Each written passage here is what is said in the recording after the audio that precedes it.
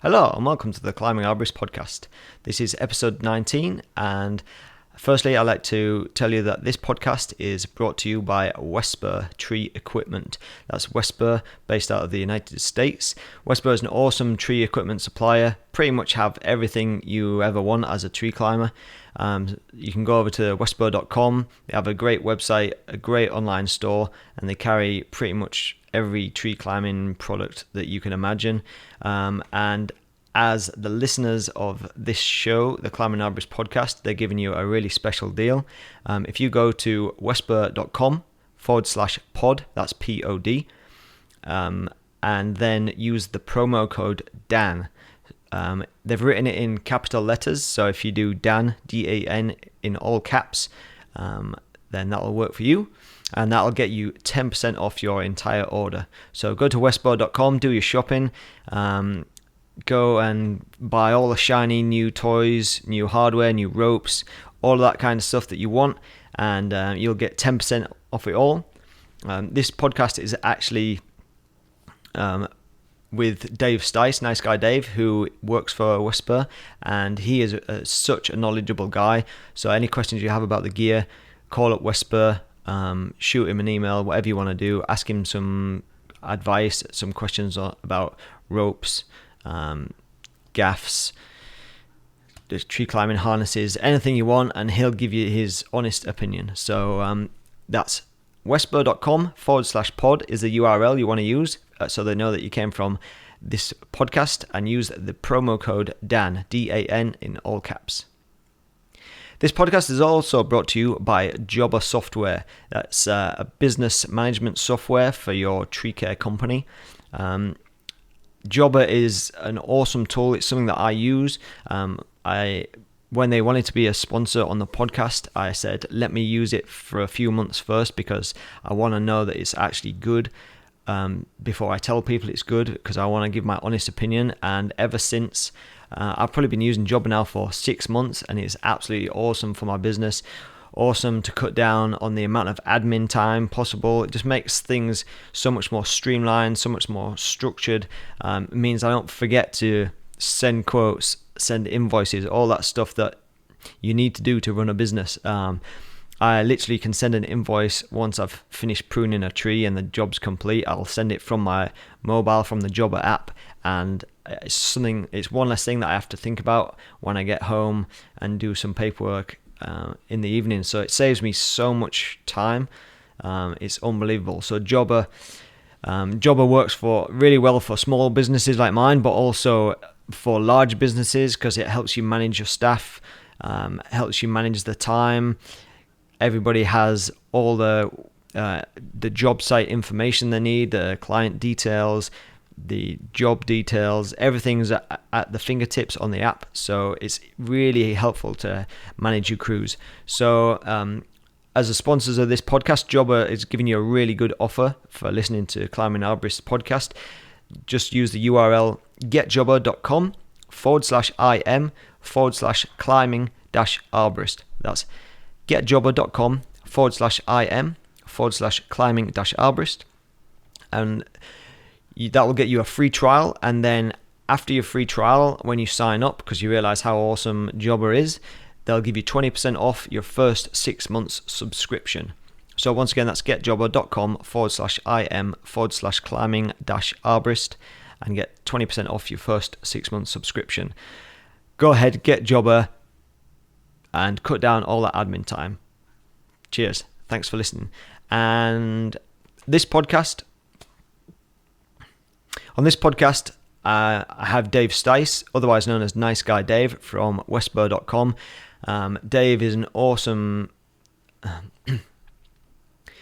So on this podcast, I have Dave Stice, otherwise known as Nice Guy Dave, who works for Wesspur.com. He's done all kinds of stuff in his career, but he's had a vision for, he says, about the last 20 years to put on an aerial rescue competition, which he did. We did that about 3 weeks ago. It's unlike any other competition, tree competition that you've ever been a part of. and we talk in depth about the aerial rescue competition and how beneficial it was from me as a competitor, and how it all went, and Dave's vision as the organizer and the ideas man. This is a great podcast. Love listening to Dave's visions and stories, so I hope you enjoy it as much as I enjoyed having the conversation. Thanks for listening. Okay, thanks very much for joining me, Dave. So I reckon straight off the bat what we'll start with, because it's so fresh in our memories, is the aerial rescue challenge that happened just a couple of weeks ago. Sure, yep. For anybody that doesn't know about the aerial rescue challenge or hasn't seen it on social media and that kind of thing, kind of tell us right from the very start when you thought about the idea, how it kind of came about, and what the setup of this is, because it's different from any other tree competition that I've ever seen, and why you chose aerial rescue as the competition focus rather than any other kind of tree climbing disciplines. Okay, I'll try to kind of stay on track, I guess. It's been something that I've wanted to do for a good, it's safe to say 20 years in the making, inside my head. And I guess the reason I chose aerial rescue is that's kind of my passion and my specialty.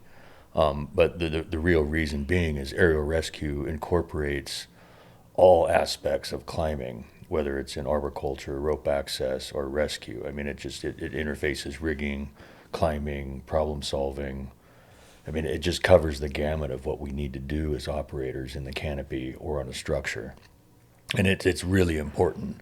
And the other thing, having worked at the climbing comps for over 20 years, whether it's judging, timing, what have you, the TCC aerial rescue format really doesn't lend itself to any type of formative training in aerial rescue. So yeah.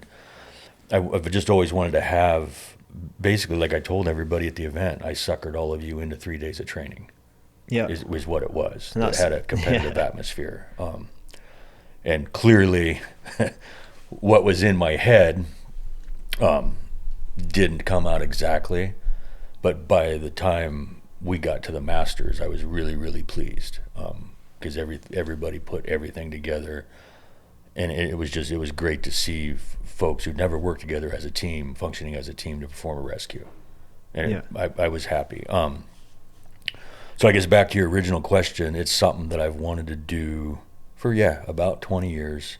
My employer, Ryan Arstall, made the mistake last year that he wanted us to do a bigger event, and I was like, okay, I got this. And then I spent from that point, about this time last year, talking to folks, and I'd go to the different climbing comps, letting them know about it, and just everybody seemed really interested, and we pulled it off. And we pulled it off because the instructors, the volunteers, and the competitors, everybody came together, and it went off quite well.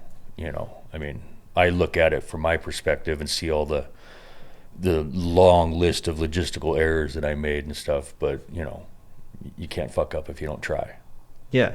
And from your point of view as the person who was organizing it, you'll have had like loads of ideas in your head, and if things didn't go exactly to plan, that would maybe kind of sit with you a little bit, whereas everybody who attended the event, it seemed to run perfectly. And during the event, I had to make 4 to 5 significant adjustments to the event. Clearly you could see that because you were in the Masters, you were in the winning Masters team, and because I had to change how we did things, we went from 3 teams in the Masters to 2. So clearly Dave didn't have enough trophies. So little things like that, but had to make some, last minute changes, and, kudos to the instructors that I had, because I had folks, I didn't have to be the smartest person in the room. So I had some really talented, experienced folks that we could have a conversation, and we did make some significant changes during the event. Yeah. Because we just realized, okay, it was kind of interesting, things that I thought were going to be challenging for some of the more ARB-centric folks did really well with, and then what I, and the other, Philip Kelly and myself, Ryan Murphy, what we thought were basic fundamental skill sets was a bit of a struggle for some folks. And so, you were there. We just had to change the format a bit. We dropped a preliminary event and then went from 3 4-person teams to 2 6-person teams. And as it turned out, that was exactly correct. And next year, that's how it will be. It'll be 6-person teams in the Masters. Yeah, so for the Masters, I mean, this is jumping ahead a bit, but for the Masters, because it was a team event and because the actual rescue was pretty tricky and it had to be done, from scratch kind of thing, everybody had a job on our team, and it seemed like if there were any fewer people on the team, it would have been a stretch because each person would have had more than just that job that they did. So it could have been done with 4, but it definitely wouldn't have been as smooth or as quick. I could see it like a bit more panicky and agreed that kind of thing. Yeah, I mean, and both teams that made it to the Masters did an outstanding job, because the one thing everybody's got to remember, it was 6 individuals who hadn't really worked together before, and now you have to do it on the spot, under pressure, and it was really great to see. And there were some differences in how the dynamics between the 2 teams went. But I was happy. By that point on Sunday, I was fucking jacked. I was like, okay, we did this. Yeah. The intent carried through, and we were mission successful. So Yeah. I was happy at that point. So I'll give a brief rundown. So it'll be good to get both your side of things, like how you viewed it, being the person that organised it and walking around from event to event, and then obviously I was competing, so I competed in each event. And so what it was is there was there 4? We had 4 preliminary events. 4 prelim events, and these events were all but one was a rescue scenario, and then the 4th one was long re-anchor, which is more a rope access technique. But the idea behind your competition, it was to kind of amalgamate a bunch of different rope disciplines, like rope access, like search and rescue rope systems, and arboriculture. And I think at the start, when you kind of announced the competition, you were hoping that you would be able to attract people from different rope disciplines. But then when I arrived and I saw the amount of arborists there, I think I spoke to you before the comp started and asked you if there were many people from other disciplines, and you kind of said that it was maybe a little bit of an oversight, but people that work in like rope access, a lot of the time they go on contracts, and so they can't commit to something like months in advance because they don't know if they're going to be away on a contract. Exactly. And stuff. So it ended up being, I think it was all arborists, but a couple of them had 3 or 4. Yeah. That were like me. They were crossovers. They had they'd done Sprat or something. Sprat. Yeah. And arboriculture and or rope rescue background. So yeah, it was arb heavy. Yeah. Next year there'll be more, because now the word's gotten out. Yeah. But it is difficult for, if your sole job is rope access, you pick up these gigs, it might be a month on, month off, or 2-month deal. And then now you're just filling in little 2 and 3 day gigs. So, I could say, hey, we're going to do an event next weekend, and it might be really easy to get a lot of rope access folks, because they're like, oh yeah, I wasn't going to do anything this week anyway. But to say, hey, January 2021, we're going to have this event, they'll be like, yeah, I don't know if I'll even be in the United States, Yeah. So the 3 events. So we had the one long re-anchor. Yeah, like I said, it's like a rope access technique, and then we had 3 events that were rescue scenarios. But the main difference is everything was done in trees. Yep. And that's kind of a lot of where the familiarity to us as arborists kind of ended, because everything we did had to be done on like a 2-rope system, so we had to be backed up on an ASAP for. Correct. Every event we were backed up on an ASAP. So the competition was Saturday and Sunday, and on the Friday was like a training day. So everybody there, we we got a certain amount of training in the long re-anchor system, and also like some people got to actually test out like one of the rescues using like these double systems. Other people got to watch it to understand how it worked. But the awesome thing from my point of view is that because it was so arb heavy, every single person was in the same boat in that they had no clue what was going on.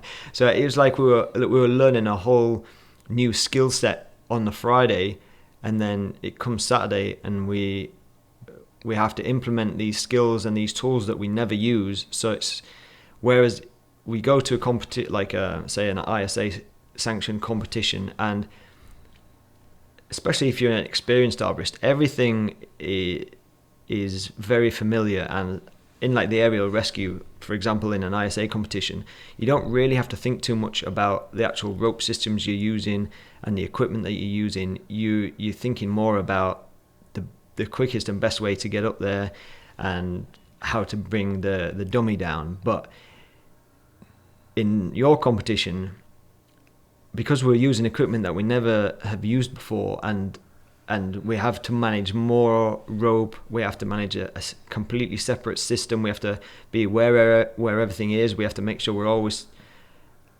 connected to two separate points at any one time. All the usual climbing systems that we're used to kind of goes out the window, and we have to make sure that we're not disconnecting, and how we can kind of jump over the victim. So I'll go back to the events. So one was a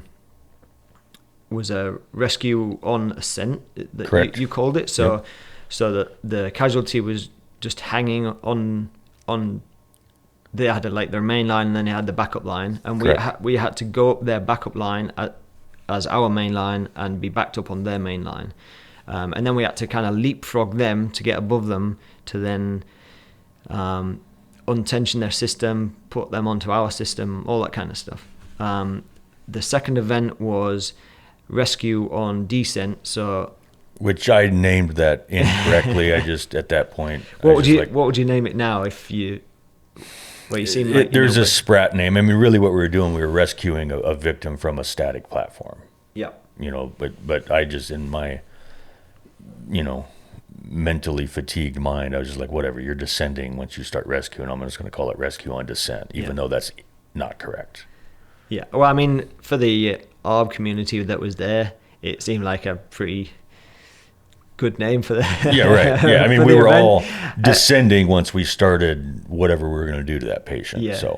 So the scenario there was somebody, or Megan, who was playing the casualty. She was stuck in a fork about maybe 20 feet up, or so up. Feet up. And we had to throw in to a higher crotch, maybe like 50 feet or so, ascend on a double, like twin rope system. Yep. So we're on an ASAP backed up, and then move over to Megan, do a whole. And so one of the main differences in this competition is that because it was an aerial rescue competition, that was like a huge focus of the event, is the actual rescue portion. Whereas when we do an ISA event, we do like a brief check of the victim and consciousness and all that, but it's because of the way the points are structured, and because it's timed and there's a time limit in an ISA event, it's like get up, go across to them, do a bit of dialogue, give it a quick once over, and then bring them down. Whereas your event, we were trained on the Friday how to do like a C-spine inspection, and when you should decide to bring them down, when you shouldn't decide to bring them down, do inspections for like broken body parts, like fluids, blood, how to actually check airways properly, if the pulse is rapid, or you're not just checking if they've got a pulse, you're checking skin color, all that kind of stuff. So it was a very detailed examination of the casualty in the tree. Which you can get done quickly. Yeah. Once you get it down, it's something that, can happen within 90 seconds. Yeah. And you have all the pertinent information that not just you or I, but even a paramedic in the tree. There's only so much they can do, but that critical baseline information is what you need to make any other decisions that you're going to make in the rescue. And I felt like it was so important for everybody there who took part, and even the volunteers who took part in the event, because aerial rescue isn't a thing that too many people get trained in. Like, companies don't often send their whole crew to do aerial rescue training. So I'd say the majority of people in the ARB industry, this is me assuming, but the majority of people in the ARB industry that do aerial rescue or have experience in like the training are those who compete because they train for the competition. But then that training that they're doing for the competition isn't really focused on the first aid or the actual casualty care kind of things. It's more about how to get up and how to get down with somebody on a rope. And also because the TCC rules were limited by the extraction methods that we can employ. Yeah, and limited by time to be able to exactly. That's get the other them. huge issue. Yeah. Whereas yours, because you decided we're just going to focus on aerial rescue, and you kind of planned it out, so we got a day to do I mean, it's still 4 events though. That's still, because the events. We still had 4 preliminaries. Yeah. The events ranged from like 9 minutes, I think, 9 to and 12. Then 12, and then there was the re-anchor, which had a max. Had a max time limit of 7 minutes. You had to be across halfway to be able to continue, kind of thing. Continue on. Yeah, we had a 14-minute time limit on that, but if you were not at the halfway point within 7 minutes, then you were just timed out. Yeah. Just because it wasn't going to happen. Yeah. So I feel when I came away from that event. So I'll tell you how my feelings during and when I came away. So when I came away from it, I was so thankful and felt so much more knowledgeable in actually how to do a real life rescue. I felt like I could do a rescue before because I'd practiced for competitions like many times, but like we said earlier, that practice isn't really, it's not really based around first aid, whereas in the events at your competition, so the one of them was a Spar pole rescue, so I think that was the one that I didn't mention, and the Spar pole rescue, it was like you're walking into a Broadway theatre. Like it was so realistic because, for one, nobody got to see any rescues before them, so we're all sequestered until you'd done your rescue. So all we knew was that it was a Spar pole rescue. We didn't know any more than that. So we get to take in a bunch of gear. You can try and prep as much as you like, but it's not like a ISA comp where you've seen the rescue and you can decide, if I put all this gear together and configure it in such a way it's going to be easy to deploy. We kind of had to go in with all the gear, but not necessarily set up for any specific situation because not sure what you were going to hit. And I think word got out on the second day because I think just people noticed the other competitors had blood all over their pants and shirts, and they're like, huh. Well, I think that was something that we couldn't really miss, could we? Because everybody, halfway through the day, you started seeing people with like, it looked like they'd impaled themselves and with blood all over their shirts and stuff. But yeah, so I walked into the event, and then the head judge is there to give you a brief kind of rundown. So you probably have a few minutes of briefing. So by that point you've kind of seen what's going on, but then you don't really get given any time to prepare yourself. It's like, right, I'll give you a minute to put your harness on and your spurs on, and then off you go. And so there was the guy Cecil who was playing the real life injured party, and he was using like fake blood from up the top of the tree. He was probably about 35 feet up. 30, ish. I think 35. Yeah. And yeah, so he each time it was somebody else, like a new rescue, he'd get out these like blood pouches that he would squirt all down his arm. And I remember as soon as I started, he must have just been squirting so many of these things that it was just dripping all over me, like as I'm ascending up the tree, which then I realized afterwards, and after the judges told me once I'd finished, they were like, you probably shouldn't have like gone up directly underneath him, because I got absolutely covered in blood. And that's something that, in that type of rescue, you don't want somebody else's blood on you. No, there's just nothing good's going to come of that. No. And yeah, like, so I went up in like the protective latex gloves, so that you don't risk, like, I don't know, getting diseases from the blood and stuff. But then I was going up directly underneath the guy and just getting covered in blood. So, but yeah, then when you get up there, it's like you're dealing with a real life casualty, a real person. So you've got the proper weight of a person. You've got somebody who he was conscious, so he could kind of move a little bit, but he's completely out of it. So he's there continually holding his arm, and so we had to put like a tourniquet on him, or a pressure dressing to stop the blood. And just the fact that we had that stimulation of blood, and that we had to stem the blood before we did anything else, like as soon as we got up to him, because in a real life situation, he could bleed out. That's a life threat. I mean, there's different statistics, but you just figure with a major hemorrhage, 2 minutes is a long time. Yeah. That's 2 minutes getting into too long. So regardless of whatever else is going on, that's what we call a stop and fix. You need to address that before you go further.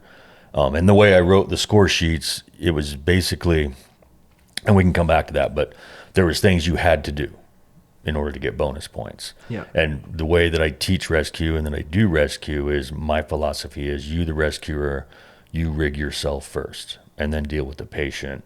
But there's always exceptions to hard and fast rules. That's why I never say never. Yeah. In that situation, addressing that bleed is something you got to do. Otherwise, why did you go up and do the rescue? And then set your rigging. And the scoring was set that if you address that bleed within 90 seconds and got your backup system in place, that got you a bonus point. Yeah. And sorry, I just had a mind blank there. I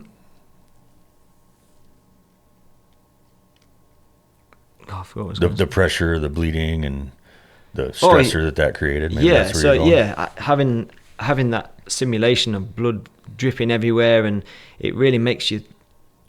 It puts more pressure on you. So to have that as a practice, to put the pressure on you, you're in a situation where obviously it's not a real life situation, but it feels even more real than a ISA comp, and it was really good to see how calm you can keep yourself, and how clearly your mind is functioning in that situation, because I don't know, it's probably as close as you're ever going to get to a real life situation where you would have to try and stay calm and keep like the shock factor away, and just and even not worry so much, like, because it's most likely going to be like a friend or a colleague, so you're going to have that emotional connection with that person, and at that time you just have to try and think so clearly and make sure that everything you're doing is in the correct order, you're doing everything safely, so you're not putting yourself or the casualty at risk any further. And it was good that you mentioned about there's like different things that you have to prioritize in which order to do them. And so on the Friday we were given like the training of, you have to make sure the airways are clear, because if the airways aren't clear, then that person's gonna die pretty quick. Yep. Then you have to check the breathing, make sure the breathing seems normal, and if not, that's details that you need to give to the EMS. You need to check their pulse. Obviously, if they've got a pulse, then that's the main thing. But then you always got to you've got to think of how fast their pulse is, is it strong, is it weak? All that kind of stuff. But then, like we said about the Spar pole rescue, if they've got such a heavy bleed, if they've cut themselves, say, with a chainsaw, and they've got such a heavy bleed, that's something that you need to deal with like right away. Whereas, if they've got like minor scratches, scrapes, lumps, bumps, bruises, all that is dealt with on the ground. But Exactly. something that's threatening to their life, and whatever is going to kill them the quickest, needs to be dealt with right then and there. I mean, if somebody's unconscious, but they're breathing, they've got a pulse, then you don't have to panic too much. You can slow your roll a little bit. Yeah, because in a real life situation, there isn't somebody with a stopwatch on the ground. So as long as you feel like they're in a stable condition, that nothing needs to be done in the tree, the priority is to make the rescue and the descent as comfortable for them as possible, so that they're not like bashing about, and you're not making them flop 180 degrees back into their harness and all that kind of stuff. It's more about patient care than time at that point, because it's most likely that the EMTs, EMS, whatever you want to call them, are going to take a while to get there, depending on It would be a few minutes minimum. Yeah. And the one thing, and this is what I teach when I teach our rescue, the number one most important thing that we can do is make patient contact. That's first and foremost. And I know there were some folks that felt like maybe they hadn't reached the objective, but if you made it to the patient in the real world, you would have done that rescue. Yeah. Just because you didn't do it in 9 minutes or 11 minutes or 12 minutes, that means shit. Yeah. You made it to the patient. You made patient contact. You were getting started. So what if it took you in the real world 21 minutes to do that rescue?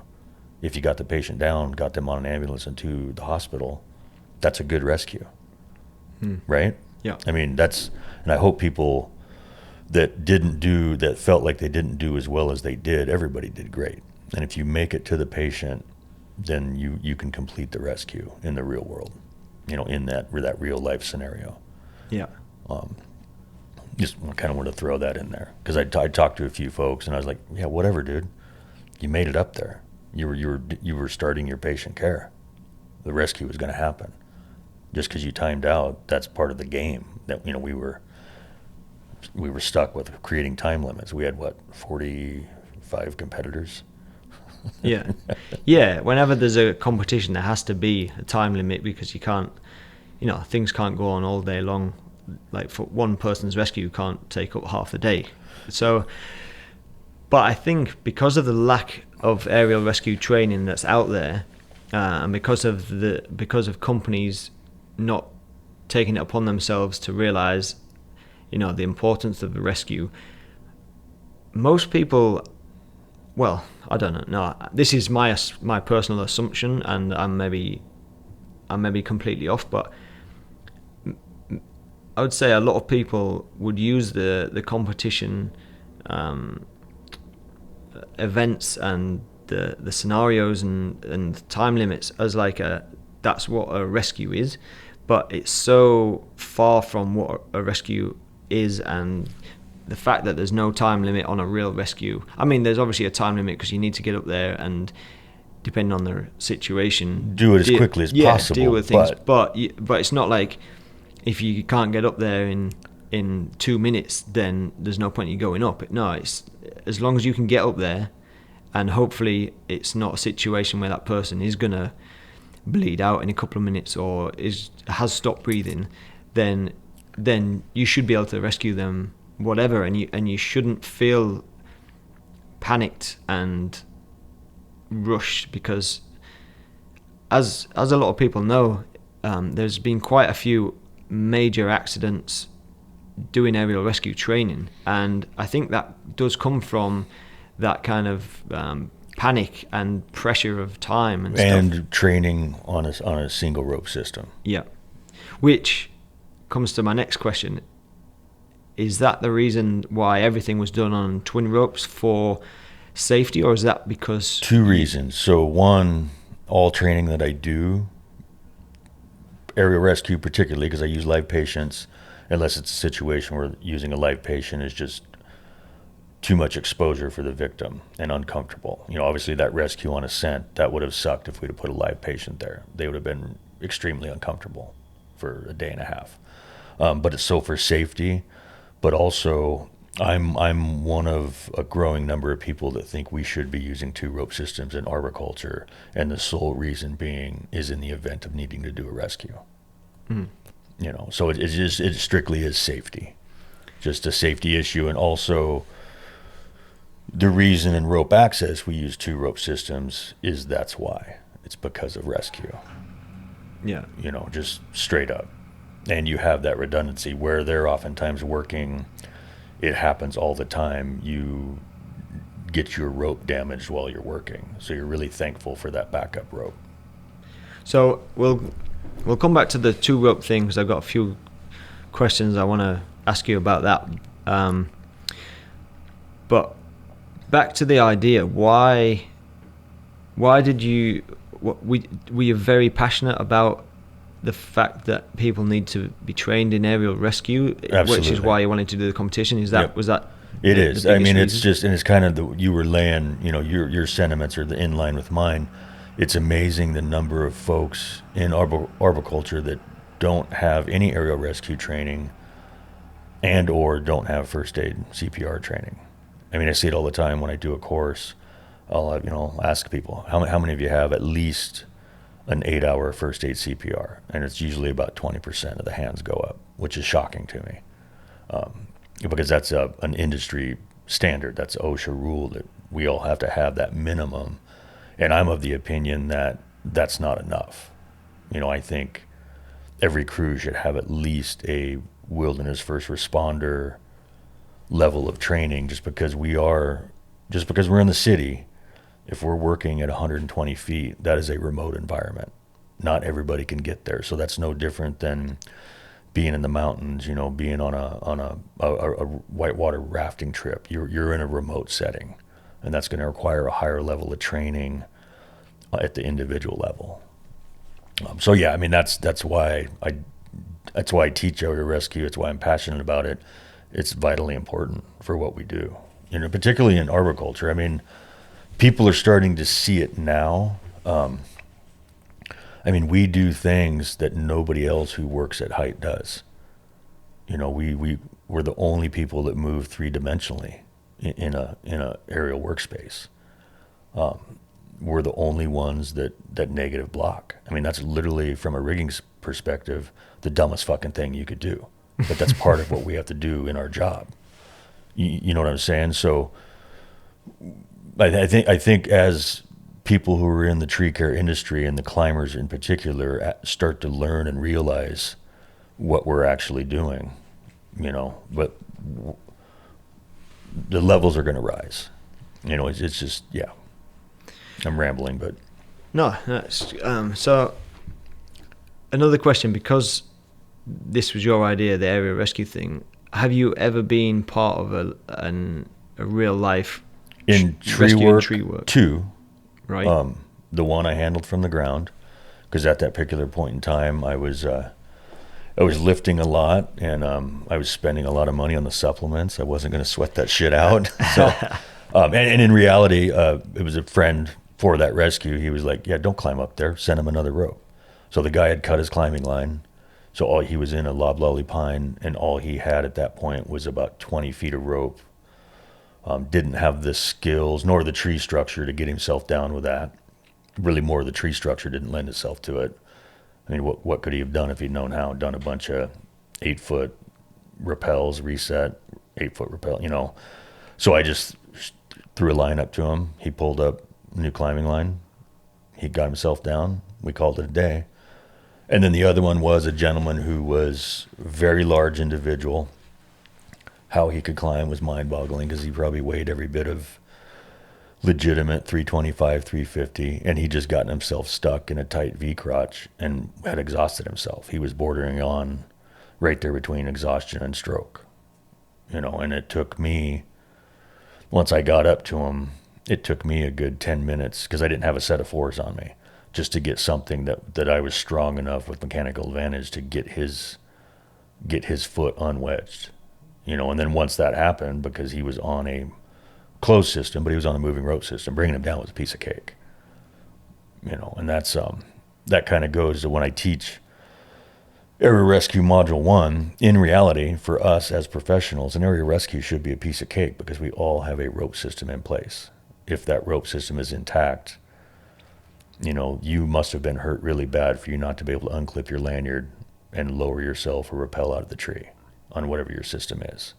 But if you have that rope system there, all I got to do is come up, make patient contact, determine whether or not I can bring you down, and then bringing you down, in theory, is a piece of cake. Yeah.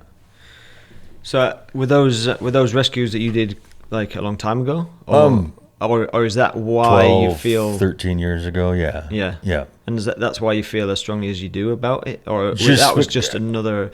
Yeah. I mean, just I'm not an EMT anymore, but I was a working EMT for 15 years.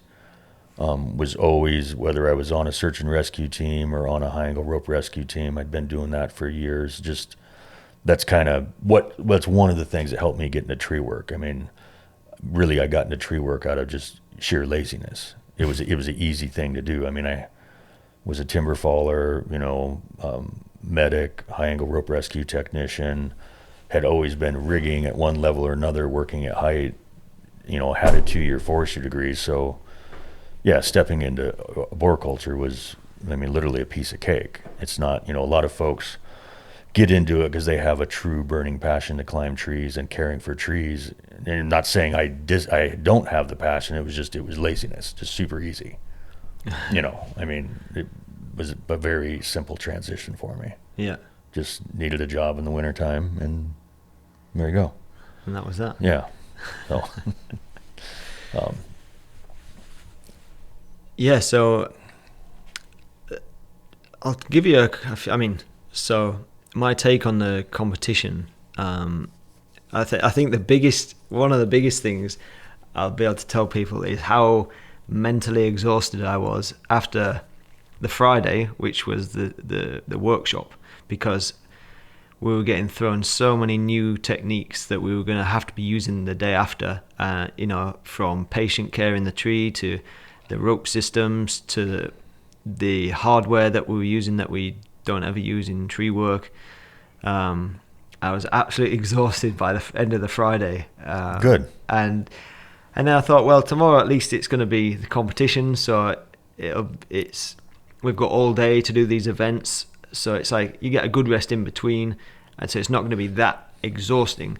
But Saturday was probably even more mentally exhausting because every competition that I went to do, like I said before, when I'm in a tree competition, you go through a lot of the motions that you kind of just know how to do, you're familiar Correct. with, so there's not as much thinking. On the aerial rescue competition in a tree comp, you definitely have to think to the specific scenario, but everything else is everything that you're familiar with, whereas going into these competitions at your area rescue challenge, I remember going into like the first rescue event, which for me was rescue on Ascent, and going in with a bit of a plan, bit of dialogue, which is what I'm used to anyway at the ISA comp.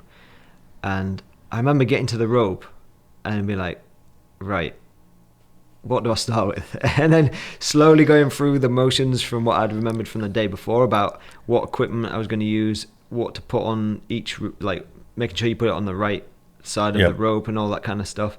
Then I remember like I thought I was completely clipped on, and I was like, there's so many steps to this, I'm sure there's something I'm missing. And I was like, right, I'll kind of put my weight into the line and see if any of the judges kind of like flag me for not being connected to something.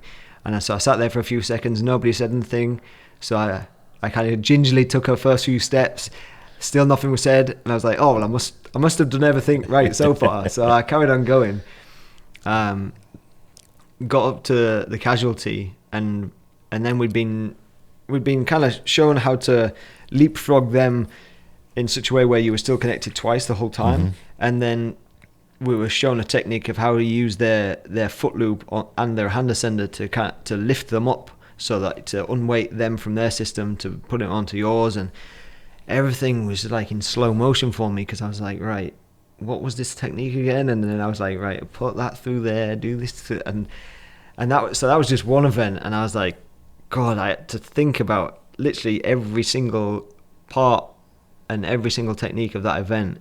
It was crazy. I mean, it was good that I was able to do it. I was able to give the casualty a good assessment in the tree. I was able to remember the techniques that had been shown the day before. It was good that I was always connected twice, which was the requirement. And so I felt, even though I didn't actually get the guy down, I was on descent when my time stopped, but I still felt pretty good after that event, knowing that I'd given a way more detailed like inspection of the casualty once I was in the tree than I've ever done before, because you don't have that kind of time in another competition, and I've never properly been trained at aerial rescue in a different environment, apart from when I first left college. We did like the aerial rescue kind of certification in the UK, but that was when I actually did that while I was at college, so I was so inexperienced. And the same there, like it's pretty much like a competition rescue. They don't require you to do any they don't require you to go above and beyond on the first aid part of things. So this was the first time that I'd done that, and I came out of that tree feeling pretty good, because like you said earlier, the rescue was going to happen. You timed out, but the rescue was done. Yep. The patient care, all the inspections were done. The communication was there. But so that was that event finished, and I was like, whew, that was intense. And then I went on to the next one, which was rescue on descent, and it was the same. It was like the same deal. I had to. It felt a little more like being in tree work because of the way that was set up. We had to throw in, we had to install our line. We could go up on whatever system we wanted, but we still had to be backed up. So that was a little more familiar, but still, I had to think about every single component again, make sure I did the complete body check. And with these scenarios, because we hadn't seen anybody go before us, we had to assess the casualties, like injuries, and on that one, she was not with it mentally. It was a head injury. Yeah, she was out of it, and the way she should have won an Oscar for doing that all day. Well. After the first few questions, I knew straight away that it wasn't like speaking to a normal person. She was out of it. She could communicate, but she was completely out of it. So then you have to decide what action to take with that information that you have. Is a head injury, is that likely then to mean possible spinal injury? And even when I think back to it, it was exhausting. And getting back to bed that evening, I was probably more exhausted than the training day the day before.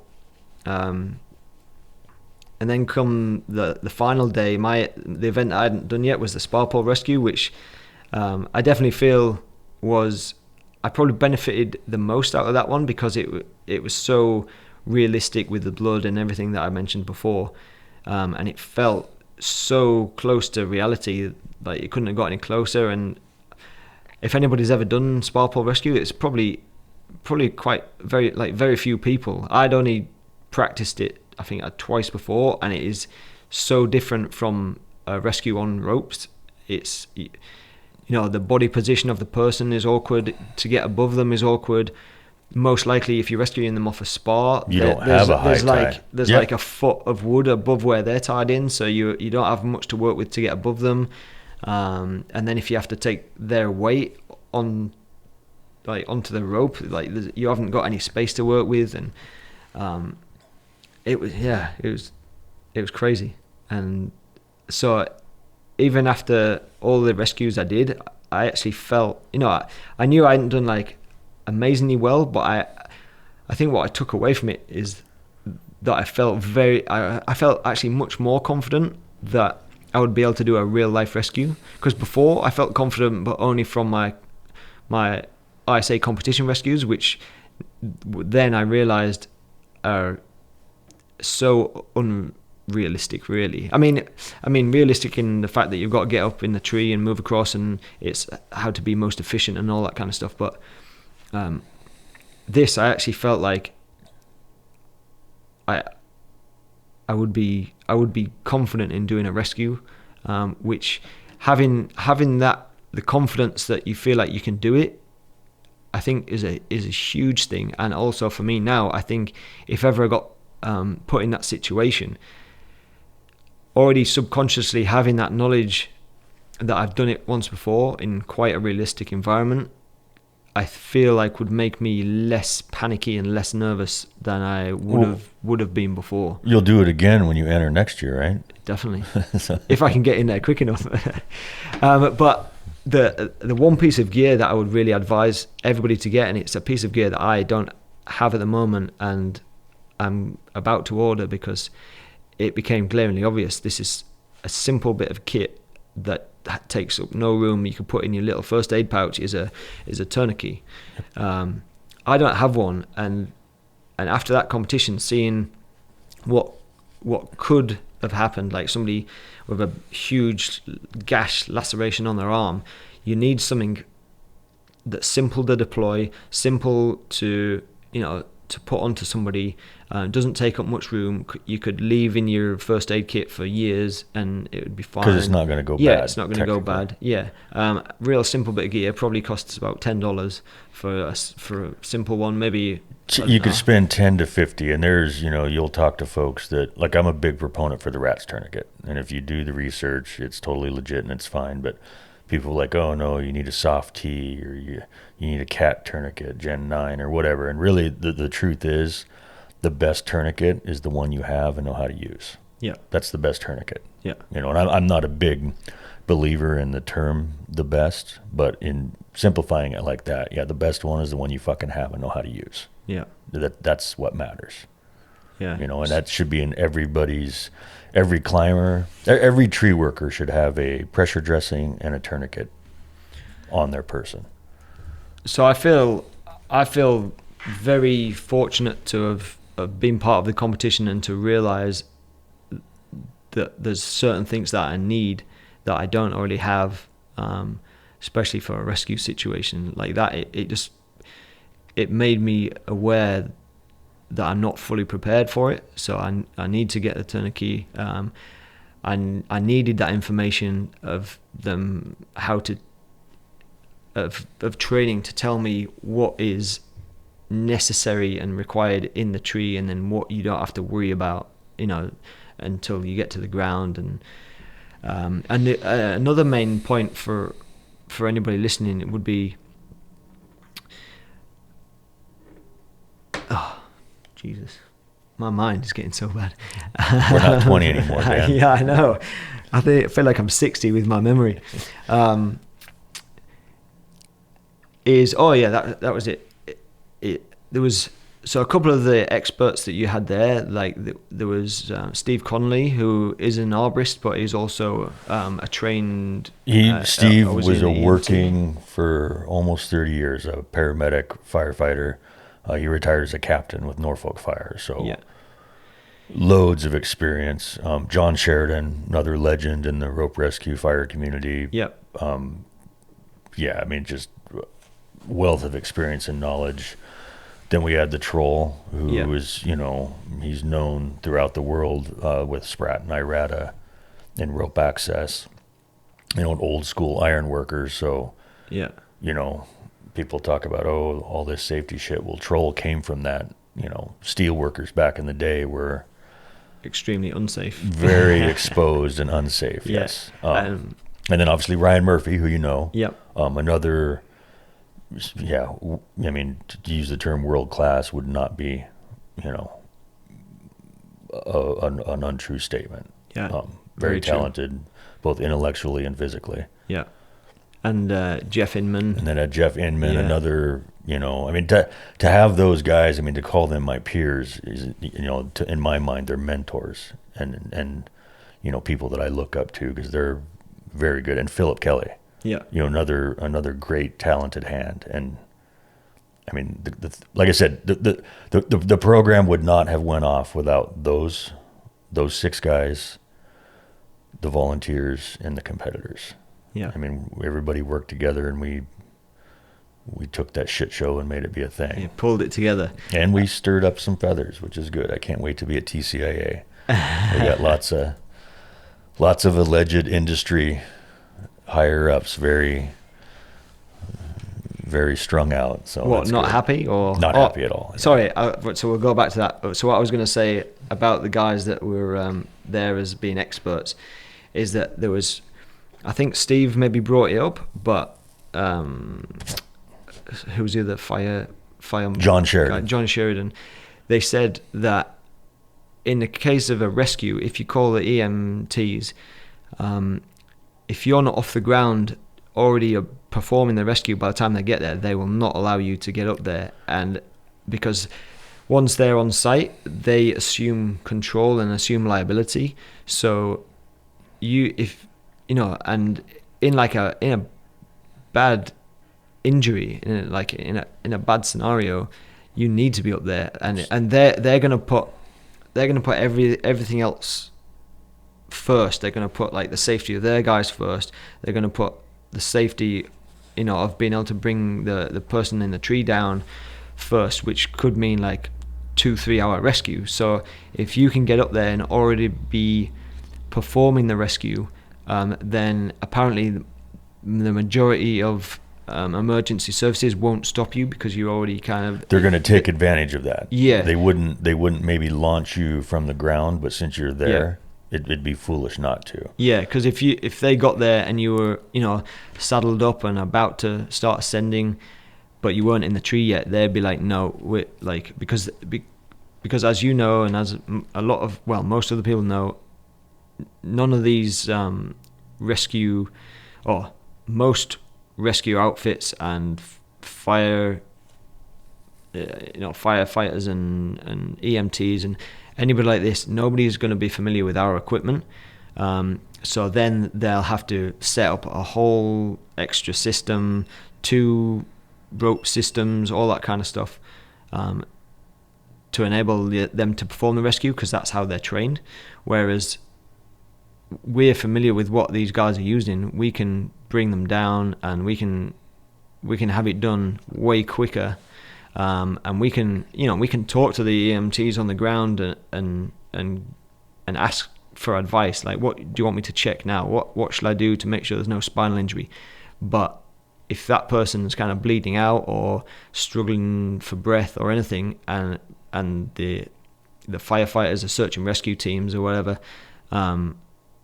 if they decide they need to have all the correct rope systems in place and it's going to take 2 hours, then your colleague or your friend could easily die or bleed out or something. So it's just, what I got from that is it's so important, if you are confident and comfortable to do a rescue, or even just to get in the tree and then just get there, make patient contact. Be kind of talk through it. And even if you're a bit you're not as confident in actually how to bring somebody down, if you can get up there and do this assessment, do the checks to make sure they're breathing, they've got a pulse, to keep them calm, that's huge. Even if you don't feel like you have the ability to safely bring that person down, as long as you can confirm that they're stable and all that kind of stuff, then that could be all that's required. And so, in 2 things, and one, what Steve and John said is accurate. But if John was still on his truck in Phoenix, or Steve was still on his rig in Norfolk, and I showed up, they would be comfortable with me going up. And so I guess the point I'm trying to make is, every tree service should train an aerial rescue. And it's the responsibility of every tree service to go liaise with the fire department in their area and familiarize themselves, if they don't already know, with the rescue systems and protocols that the fire department uses, and also show the fire department that we're not a bunch of fucking dimwits. We actually have a very deep skill set and a lot of different techniques. And, you know, if you go up to rescue your coworker, if you take a second rope and there's a backup device on that, there's things that a fire department, you know, especially a rescue squad, that when they see when they get on scene, that's going to raise their comfort level. They're going to be like, wow, this guy's not a monkey. He actually has a couple tools in his toolbox, and it appears that he knows what he's doing. Their confidence level just went up. And maybe they'll say something like, hey, friendo, can you hang these 2 pulleys for me? I'd like to get a couple of my paramedics up there. You know, or if you do a good patient assessment, and if I get up there to you, Dan, and, you know, all you did was cut your brachial artery, and I've stopped the bleed. I've done a full, you know, primary assessment. Mechanism of injury did not suggest anything else. You're lucid. You know, I just want to get you down. I communicate that to them. They're going to be like, yeah, dude, bring him down. Good to go. You see what I'm saying? So area rescue is so important. I mean, it's vitally important. I think possibly almost certainly the reason why it's so undertrained, if that's the right term, in arboriculture, is because it's something that could never and hopefully will never happen for somebody's company, and it's not earning them any money. So especially for bigger companies, how do you think as an industry we go about getting tree companies, large or small, to put more effort into aerial rescue, even if it's like a 2-day training once a year or 1 day every 6 months? I mean, what I would like, because I ran crews for a long time, so I was that guy that was butting heads all the time with company owners and higher leadership in companies. I mean, I think it comes down to the individual. You know, why can't we a couple times a month on our own, on a Saturday, everybody pulls in on some, you know, burgers and brats and hummus and whatever, and maybe, you know, 12-pack of beer for the end of the day, and we practice aerial rescue on our own. You know, if you're at the individual level, if you're taking that initiative, if you have good leadership where you work, they're going to take note of that, and pretty soon they'll start forking over the money because they'll realize how valuable that is. You know, I mean, it'd be great if the companies paid for all the training, but, you know, I pay for a lot of my own training. I always have. You know, I'm fortunate enough now that my employer, you know, spends a few $1,000s a year getting me further trained, but that wasn't always the case. You know, I do believe that it's on us at the individual level. Yeah. To do it on our own, because it's that important. Yeah. You know. And there's probably, there's definitely less chance of doing it if you're relying on the company to provide the training. Absolutely. Yeah. I mean, just think about it. If we relied on every company we ever worked for to supply us with good kit, well, we'd all still be climbing on True Blue and a Blake's Hitch. Yeah. And that's why your competition was so good, because one, there's the competition element is there. So it's really fun for a lot of people, and I think a lot of us arborists, we learn easier from doing things, from actually being in a situation where you have to do the rescue. But because there's a competition element, it makes it fun. You added the Friday of the workshop to train and to give us the relevant information that we needed. And then at the end of it all, I don't know who supplied all the gear. I don't know if it was a combination of a lot of different companies, but you guys gave so many prizes to pretty much everybody at the end of the, like, I looked at all the prizes and I was just like, Jesus, this is heavy. This is insane. And so we pay, I don't even remember how much we paid to sign up, but I think I charged the competitors $100. Yeah, so 105 or something like that. So you pay $100, and it's essentially a whole weekend of aerial rescue training. Obviously, you get you meet a load of people, you get the camaraderie, you learn so many new techniques, and at the end of it, you get given more prizes. It equals way more than what your entry fee was. So it's kind of a win-win. And then if you actually were in the masters group and you won or you came second, Oh my God! Like we got something that I do, and I learned this from Chris Coates, who I respect greatly. I'm working competitions with him now, and he's kind of the mindset of me. If you get in a fight, only one person won, or one group won. You know what I mean? There's a winner and a loser. So I prefer for the competitors trophies and medals. Clearly, if you make it to the Masters, you earn something a little extra, but I like to give prizes to the volunteers.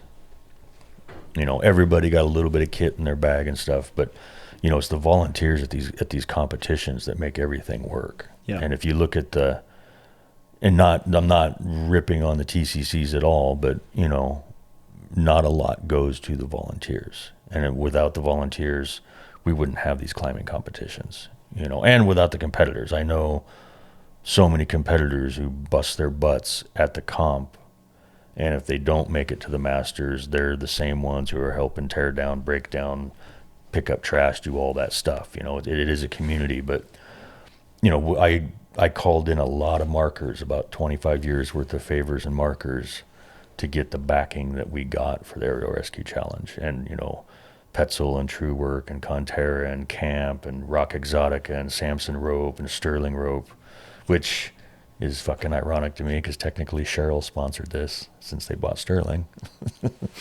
Oh, really? I didn't even know that. So yeah, I mean our manufacturers, for a brand new, you know, first of its kind in arboriculture, certainly not first of its kind in at height industries, because there's other events that are, you know, similar to what we did. Yeah, I mean we spent many tens of thousands of dollars, and a lot of that backing came from our manufacturers in our industry. So big thank you to them. Yeah, huge thank you. They stepped out on, you know, a relatively unknown, and you know, money is money, and they put their money down. Yeah. So I want to talk to you now. We'll go back to what we mentioned briefly earlier, is that you're a component. No, that's not the right word. For two rope systems. I'm a proponent for two rope systems. Yeah. And the big reason for me, number one, is, you know, one is none, two is one, but it goes to the rescue aspect. I'm fumbling around a bit more trying to use a twin tension rope system in working a tree.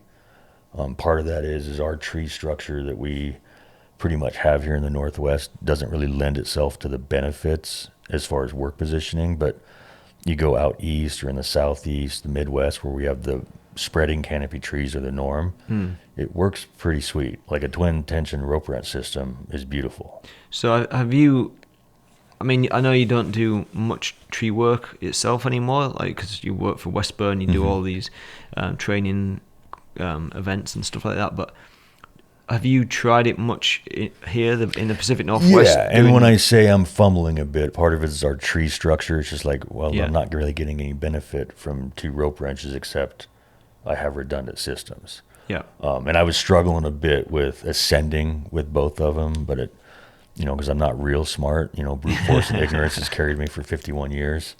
But once I figured out, ditch the knee ascender and just go with a foot ascender in each foot and the two wrenches, and it works pretty sweetly. Yeah. And then, you know, it just frees you up, you know, doing a ponytail redirect or something, or recrotching. You're just always tied in. We do everything now. The lanyard is just for stability. It's not a primary life support piece now, excuse me. And I'm still, you know, I like, because I'm, like I said, simple. I like just whatever my hybrid device that I'm using in my rope walker system, and sticking with a backup device just for simplicity for me.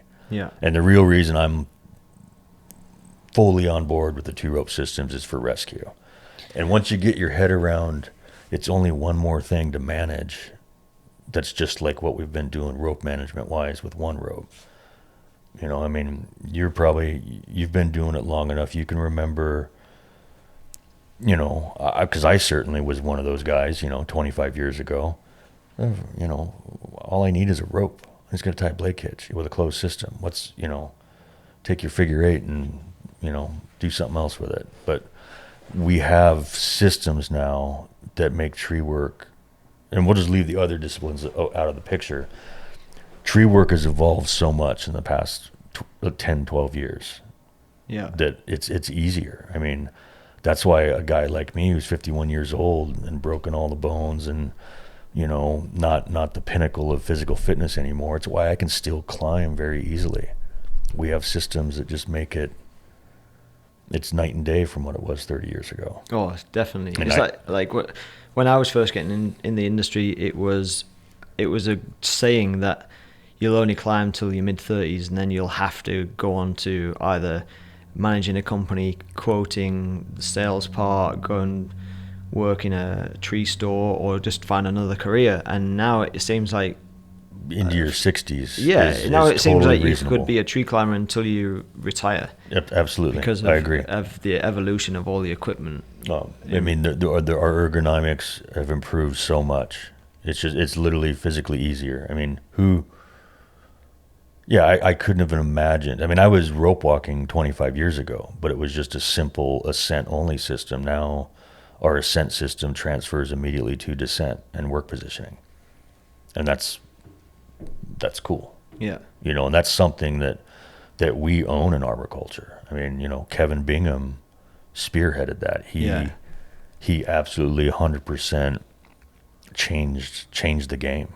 Definitely. You know, and he changed the game across all disciplines, because trust me, there's rope access guys, when I demonstrate our systems, they're like, oh, holy shit, that's pretty badass. Yeah. How can we get this written into the Sprat rules now? Yeah. You know, and you know, fire service rescue guys are like, oh man, this is genius. Why didn't we think of this before? So when you talk about working on a twin line system, you said earlier it's mainly that you feel strongly about it from a rescue standpoint. So where do you? And were I a better climber, I could tout the benefits of positioning. Like, I've watched Jeff Inman working it now, and if you're that caliber of climber, the options that it opens up for you are so much. So, like, from a realistic point of view, for say the majority of tree climbers to do this, if you're not at Jeff Inman's level of like being a world-class tree climber, would you kind of feel comfortable with every tree climber not working on two rope systems, because that is a huge ask, I think, for people. I know it is possible, but let's say in reality it is a huge ask at this point in time when hardly anybody does it apart from Jeff and Kevin Bingham. But would you feel comfortable just knowing that people were installing a rescue line in every tree they did? So like install an access line, access the tree, install the climbing system. So you for every climb you have two ropes, and then at least there's the ability to be rescued when necessary. Whereas as long as both of those ropes were always with the climber. Oh, okay. Because that's what I used to advocate. So when I was running crews, I didn't care.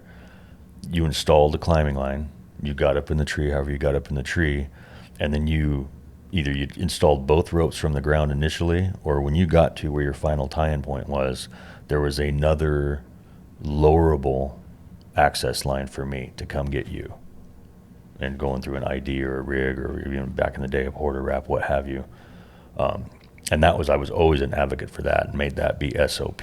And people would fight me on it because they'd be like, yeah, that's another step. But it's like, well, whatever. We just made rescue super, super easy, straightforward, just as simple as it gets. And we have a system in place that allows me to connect you to me, and the two folks on the ground can lower us out. And I just cradle you in my arms and, whatever. But I guess and this is kind of stepping in a different direction. Here's the one thing that's always frustrated me from being a crew leader and an operations manager for larger companies. Get a new guy applying, and he's like, I've been climbing for 12 years. What the fuck does that mean? It could mean a multitude of things. It could mean this individual has climbed a month a year for 12 years. It could mean this individual has had great mentors, good training, and has been legitimately climbing 10 months of the year for 12 years and is the up to date on the innovations and changes in the industry. I want to see something for arboriculture, for tree climbing specifically, like Sprat. You know, I'm just a level 1 Sprat, but everybody across the globe knows what that means when I show up and throw my card down. I have this minimum set of standards and skills that I have. You know what I'm saying? Yeah. So if I had a level 1 tree climber, well, I know that person can do this type of rescue.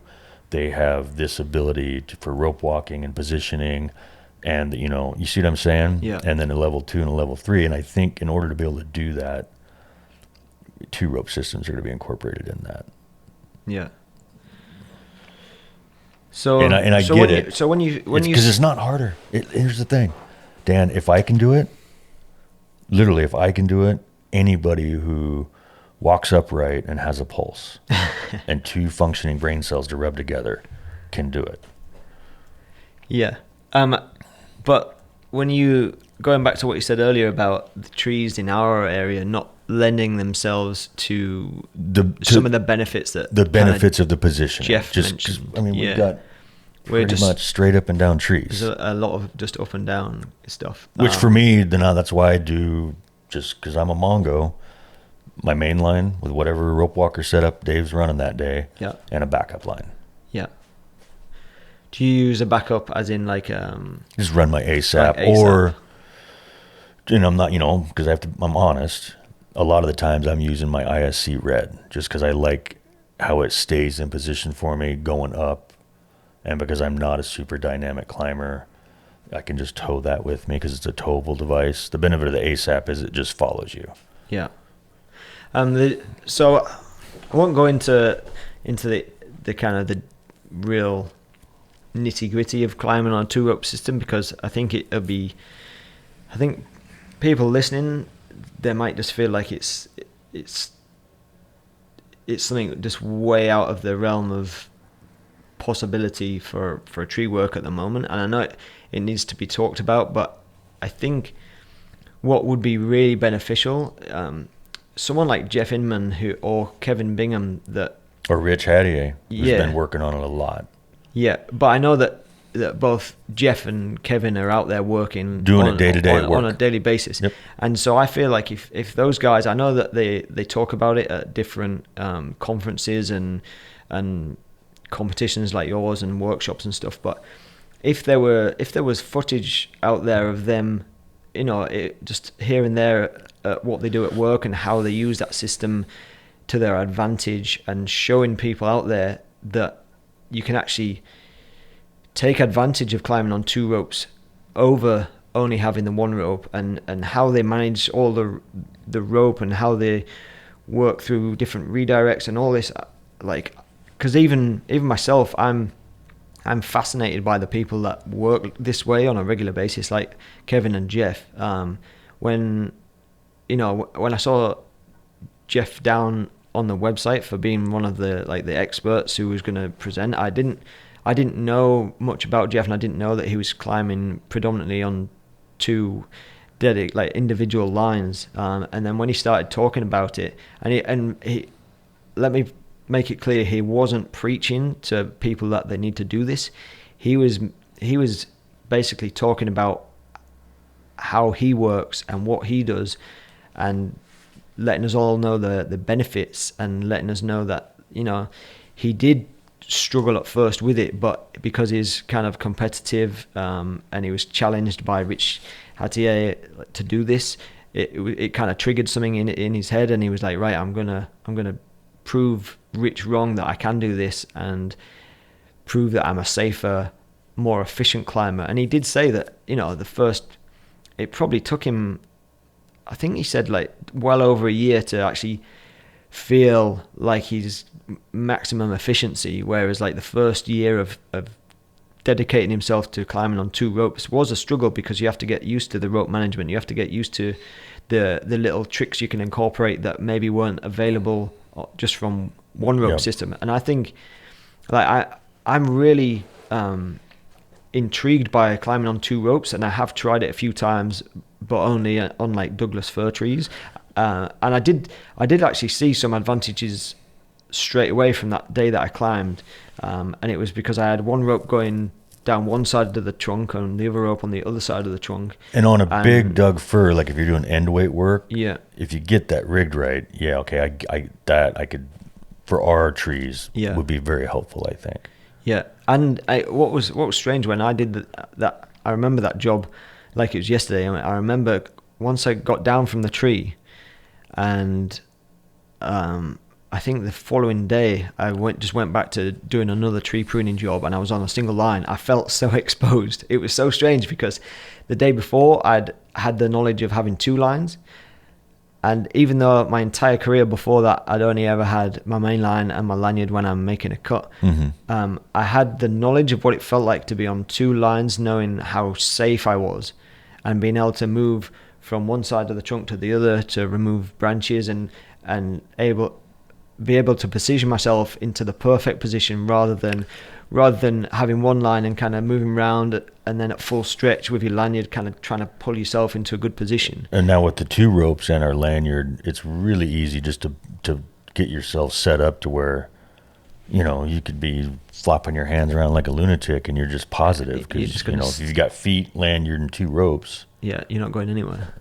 Even somebody as spastic as me could be in the right place, you know.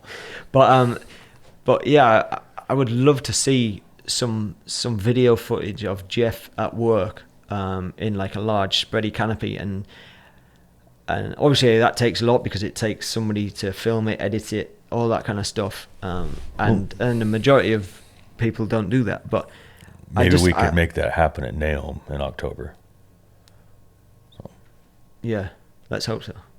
Because like someone like me who's really interested but just want to see how somebody can be as efficient and how they can actually be more efficient with certain tricks of using 2 ropes, that would clarify for me that it can be done, and it can be done efficiently and without, you know, wasting so much time.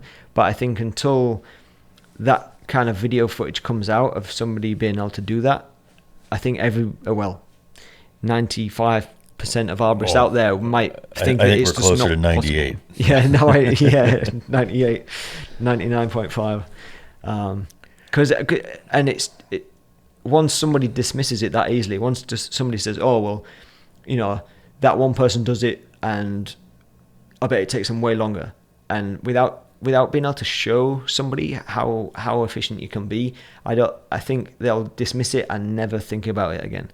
Whereas if there's footage that I can watch and then that I can point other people to watch, and when it comes up in an argument about how it would never be possible because it's a natural, you know, we're dealing with natural structures, which I think is a good argument. I think people that you say that as in defense of them only being able to climb on a 1 rope system, I think that, you know, you look at rope access and everything's like man-made structure, and everything has anchor points, and everything's, you know, most of the time it's straight up, straight down, move across by pulling yourself with different ropes, and you have effectively most of the time a rated anchor. Yeah.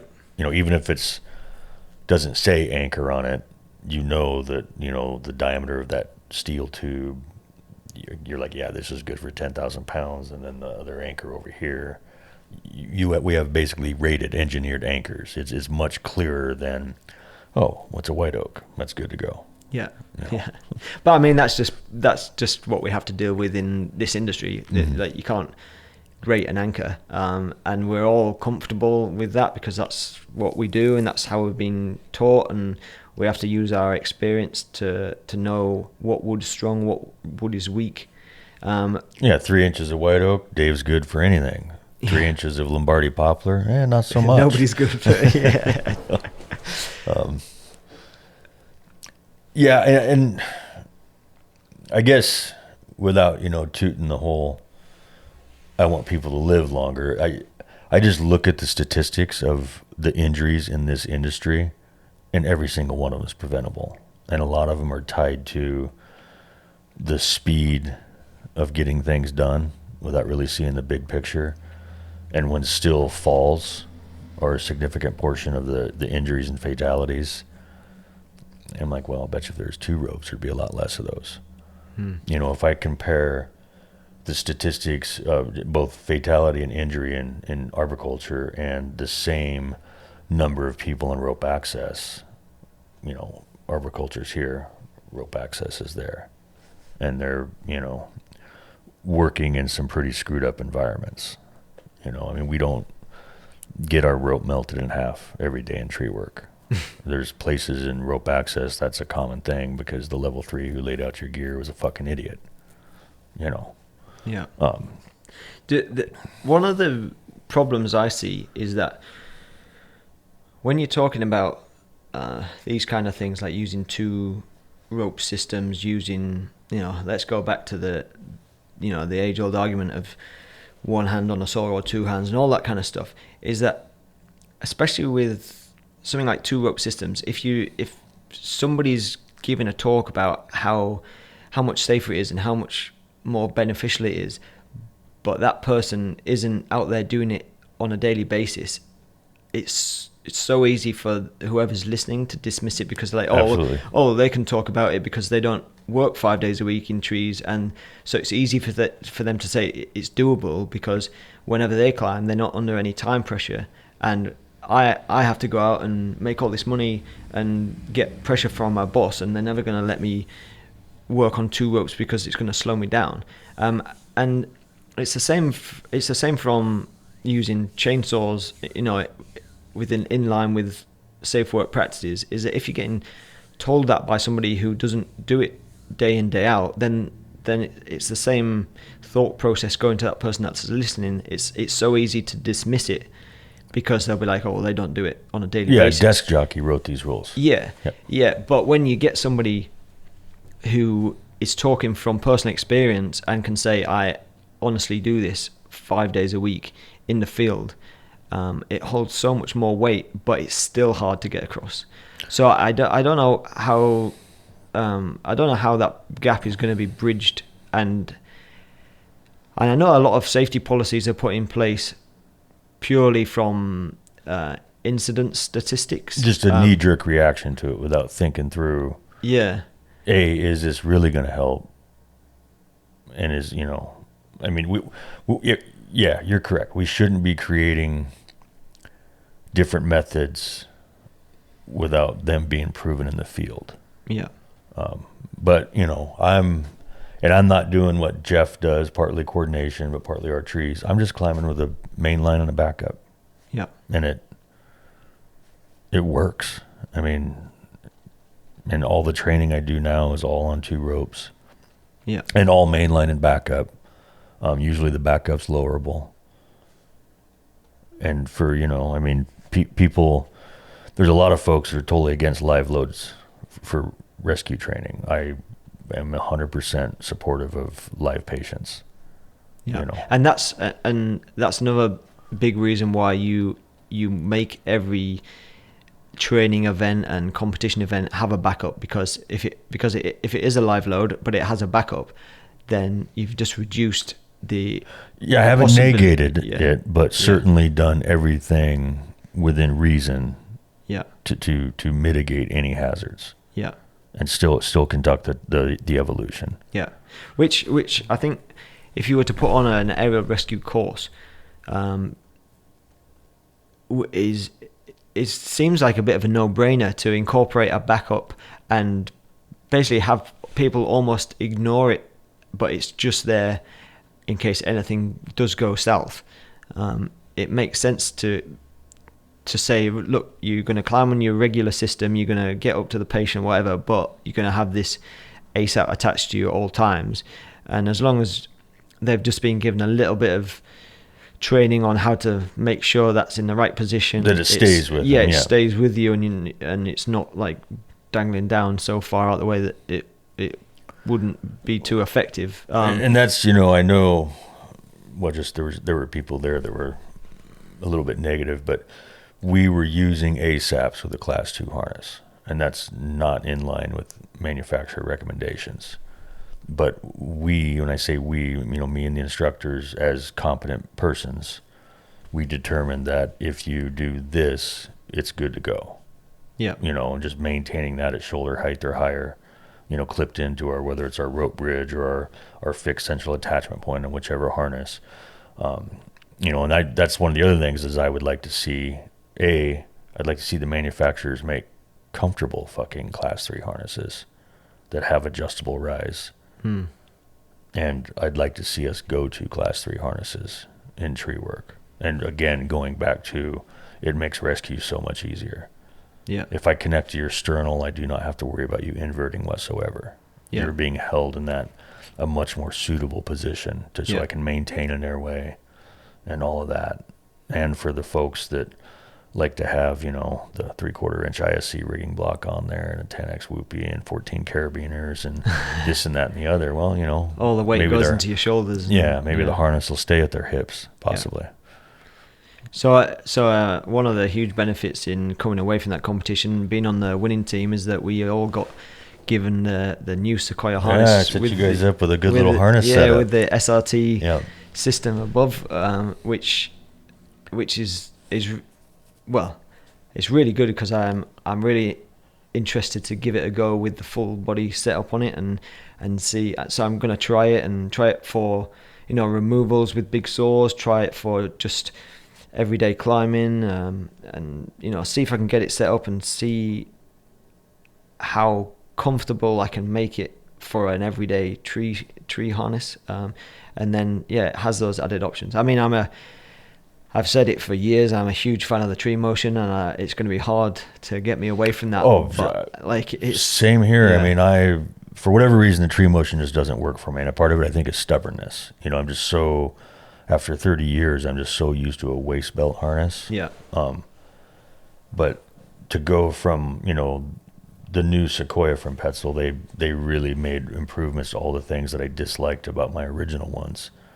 It's just so darn comfortable. And then I put on a full body, a class 3 harness, and I'm like, this is really uncomfortable. I don't like this at all.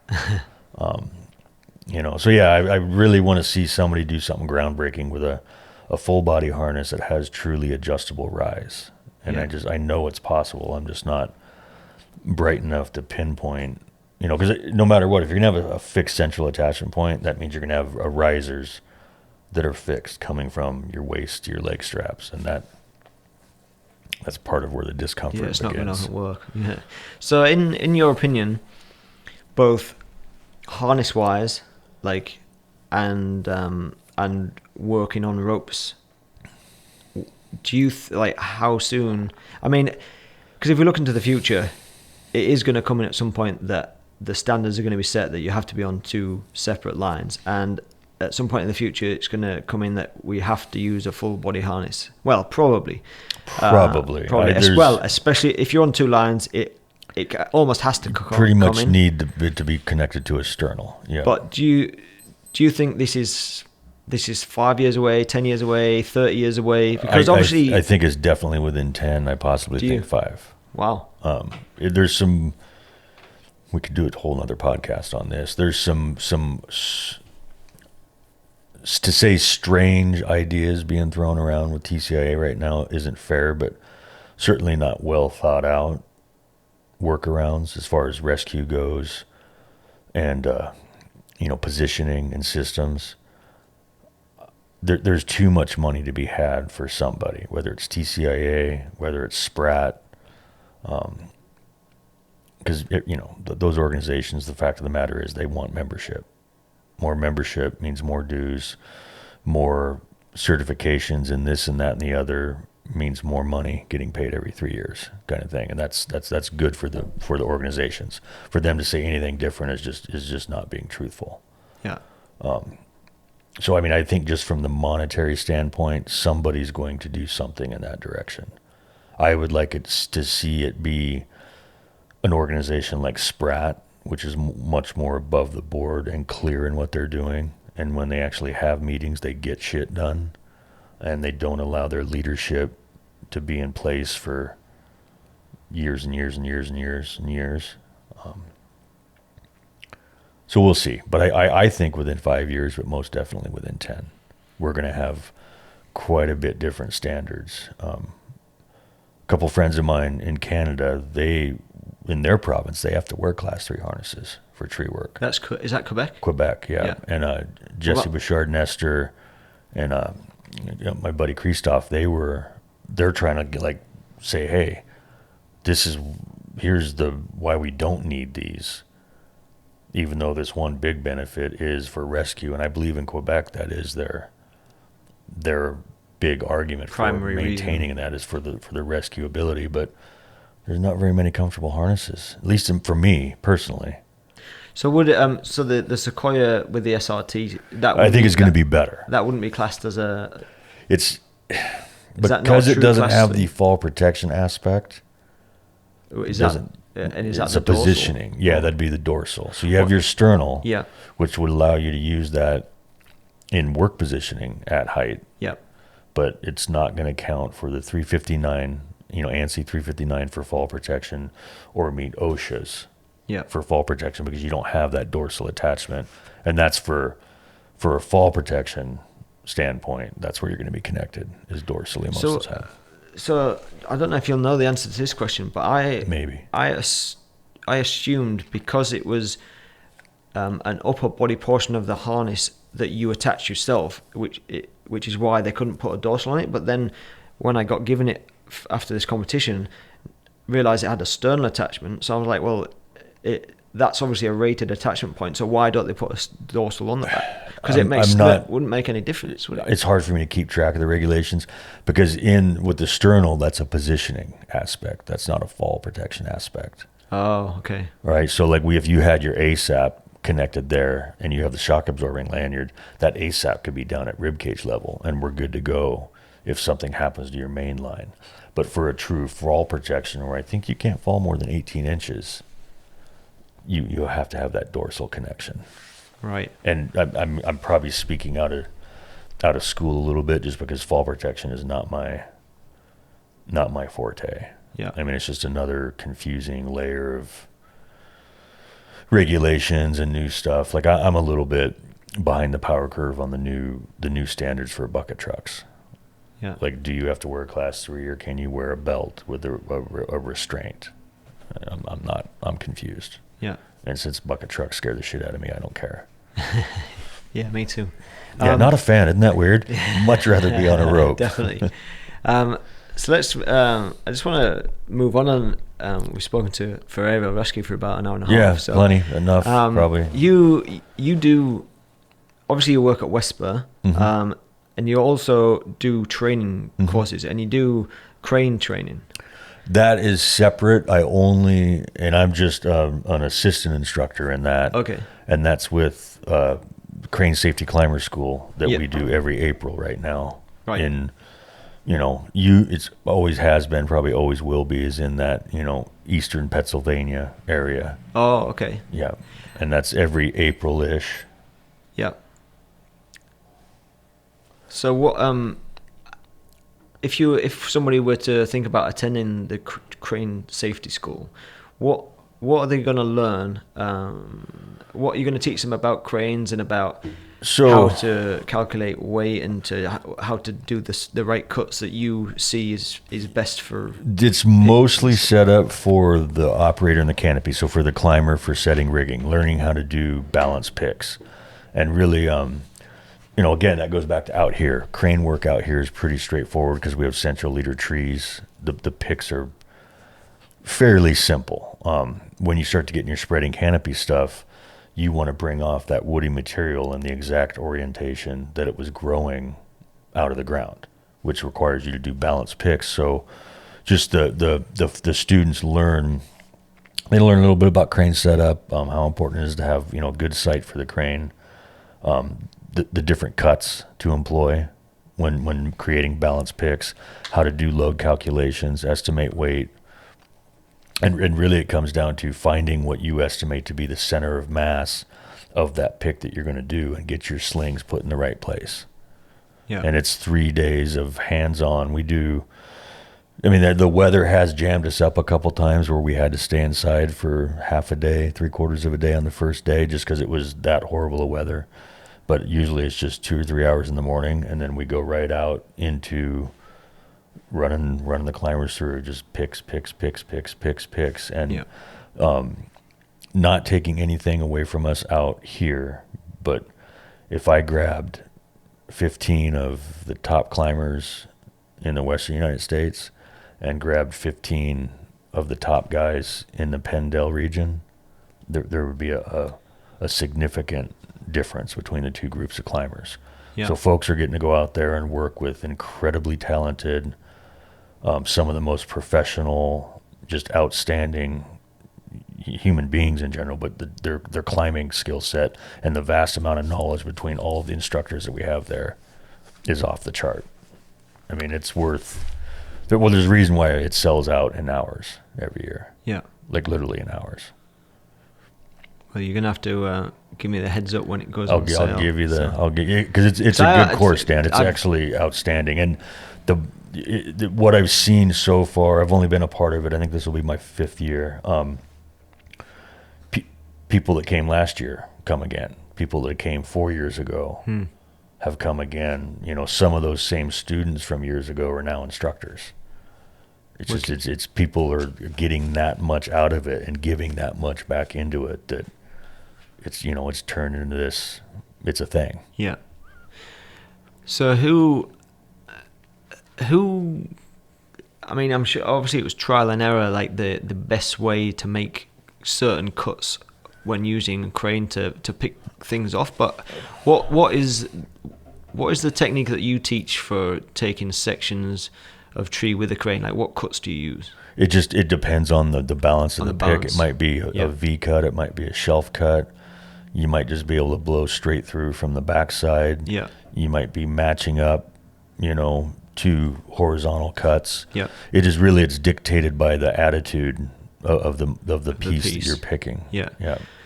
So something like a shelf cut, I'm super fond of every time you can use it, just because the butt is going to sit down. Yeah.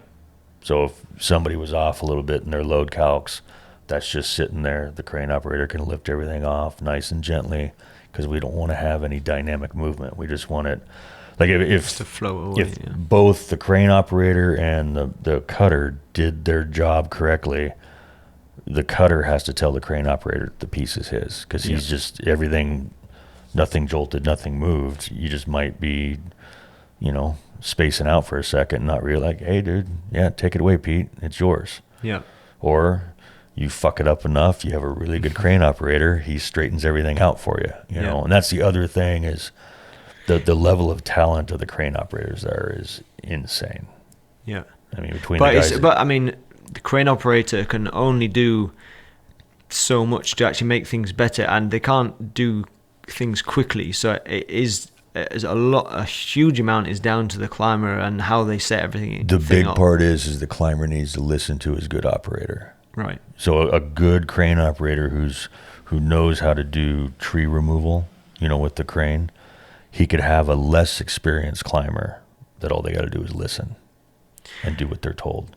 How do you ensure at these crane safety classes, if you give them a little bit of training and then spend like the whole following day doing picks, they have a technician in the tree right there with them. Okay, walking to make them sure through that everything. They don't do because the thing is with crane picks, if you get it wrong, it can be disastrous. There's some trepidation by some folks in the industry of what we're doing there, but again, crane operators are top shelf.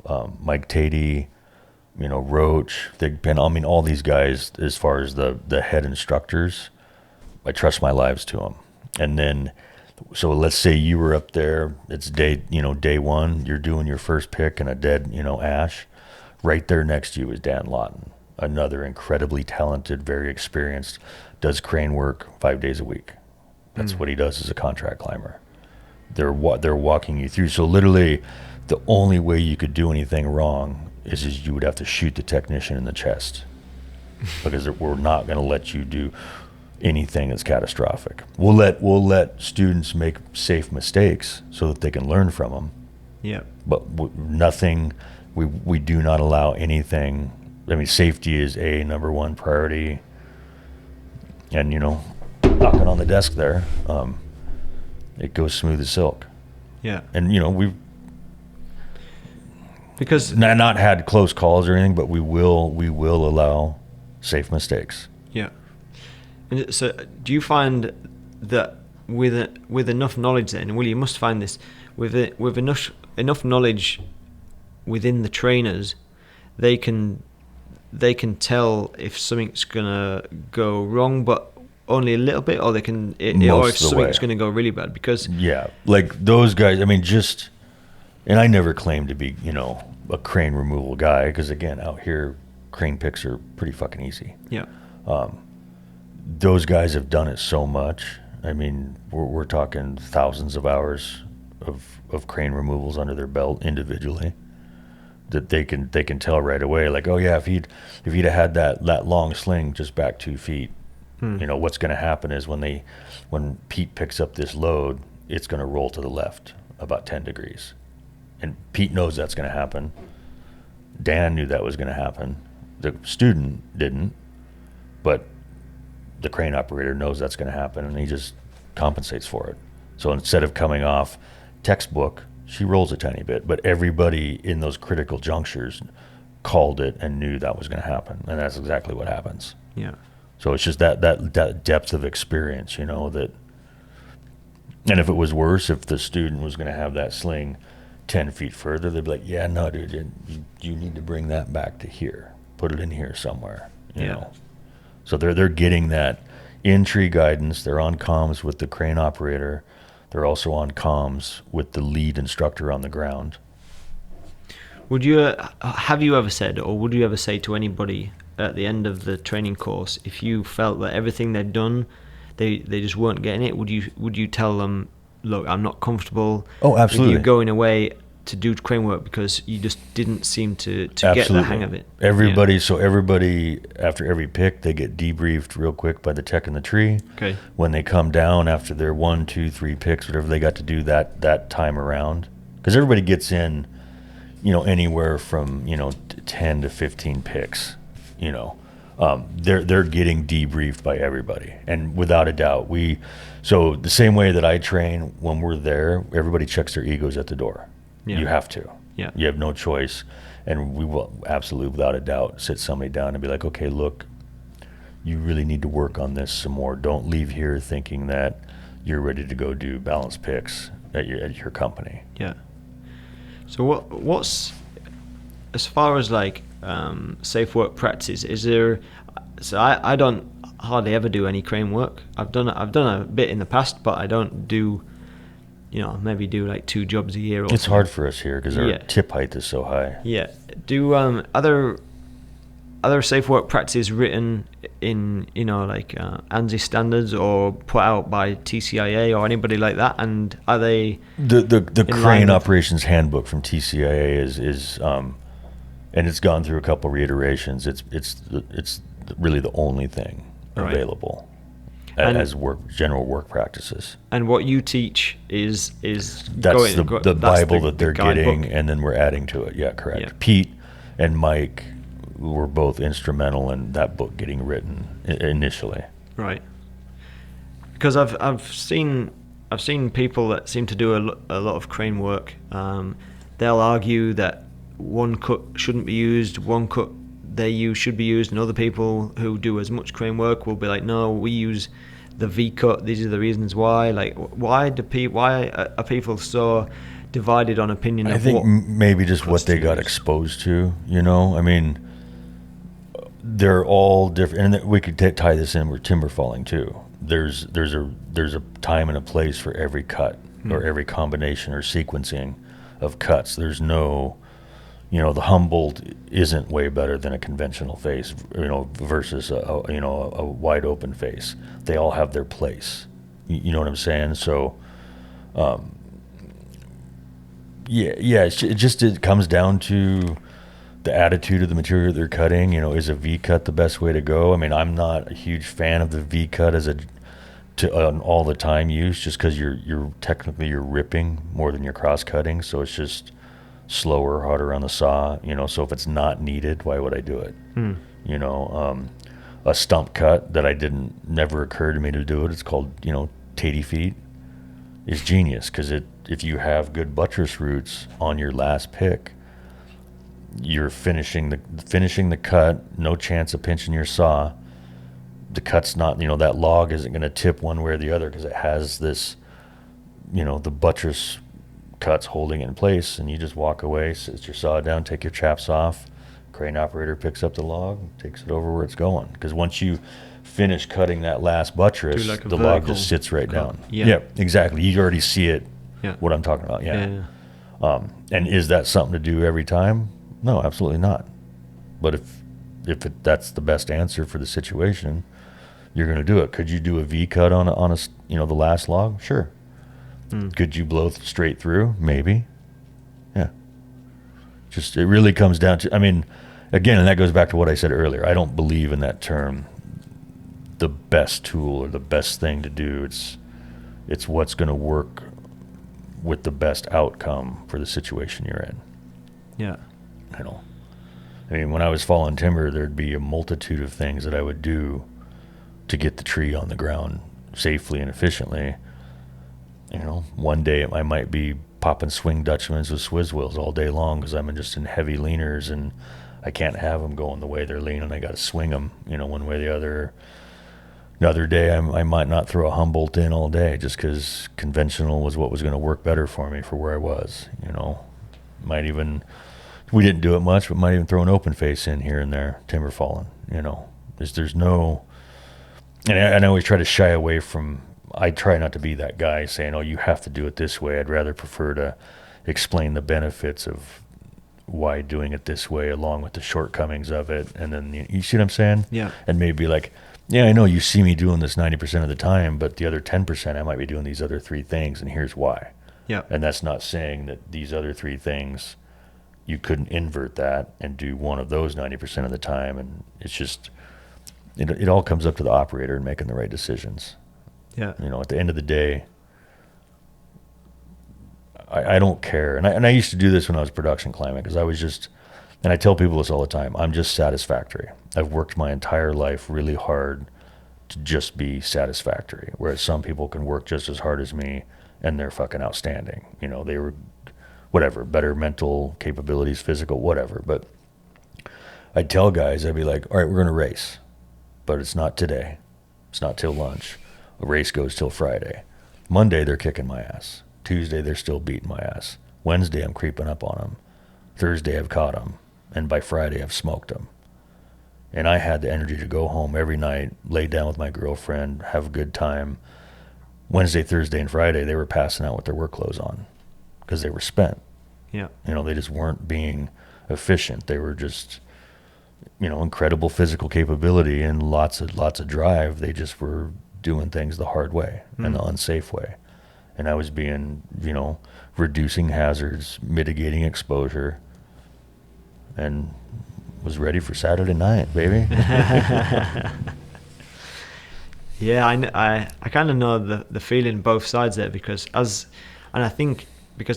this industry has evolved with all the equipment and the techniques that we use nowadays that maybe weren't being used 10 years ago. Even 10 years ago, it's changed drastically. Yeah, crazy amount. Even it's probably the last 5 years it's improved the most. Obviously. Oh yeah. Like the rope wrench has been the biggest tool to make single rope climbing, stationary rope climbing more commonplace. But you know, it took even a few years for that to become mainstream, and for larger companies like Bartlett to allow it to be used on their crews and all this kind of stuff. But now it's like working stationary rope is like in the everyday arborist. Oh, it's SOP. I mean, I've run into quite a few younger folks who haven't climbed on a moving rope system yet because they weren't taught that. The tree structure that they're working in day to day, stationary system is doing it for them. Yeah, and now, if I think back to my first probably 4 years as an arborist, I would, like you were saying before, I would come home every day absolutely exhausted, and I would talk to my colleagues and other arborist friends I had, and that was just the standard practice. It was like you didn't really have a social life Monday to Friday because you were so exhausted. We'd worked ourselves punchy. Yeah, and then you kind of recover and do some fun stuff on the weekend, and then it's like, right, reset and back to it, and then by like Wednesday you're just knackered and you got to make it through. Whereas now I feel like I definitely feel like I'm not as fit because I don't ever seem to be working as hard anymore. That might be because I work in Canada and coming from the UK. No, I've seen you climb, Dan. I've judged you at competitions. You're a very good climber. You know, you're not average. But that comes with thank you for saying that. But that comes with like this advancement in technology and innovation, and also like working to become more efficient at work every day. Like every day I'm trying to think of slight changes I can make, maybe with equipment on my harness, to like how to configure it and just how to be more efficient in the workplace every single day. And then once you become more efficient, that means less energy expended. Yep. And now, like I was saying, I don't feel like I used to ever. I don't ever come home absolutely exhausted anymore. And there's probably like a bunch of factors involved there. It's not just because of the new climbing techniques. Your level of experience. You just have so much more time and grade that things. You have so many more tools you maybe had to think about before. It's just kinesthetic awareness. Just you know what to do and you do it, and it was easy. And and maybe because I price my own jobs now, I just put more money on and give him more time. It's strange, but as we were saying before, you could have a career now from 18 years old to 65 legitimately, and not have aches and pains at the end of it. I think as long as you had good mentorship, a company that wasn't like working you to the bone every day, but and there's still companies out there. There is, but I'm seeing that slowly change as well, and hopefully, because dude, trust me, there's so many company owners that still hate me to this day because I was an advocate for safety and for the crews, and what do you mean you want us to supply ropes? I'm like, well, that's PPE, friendo. OSHA says so.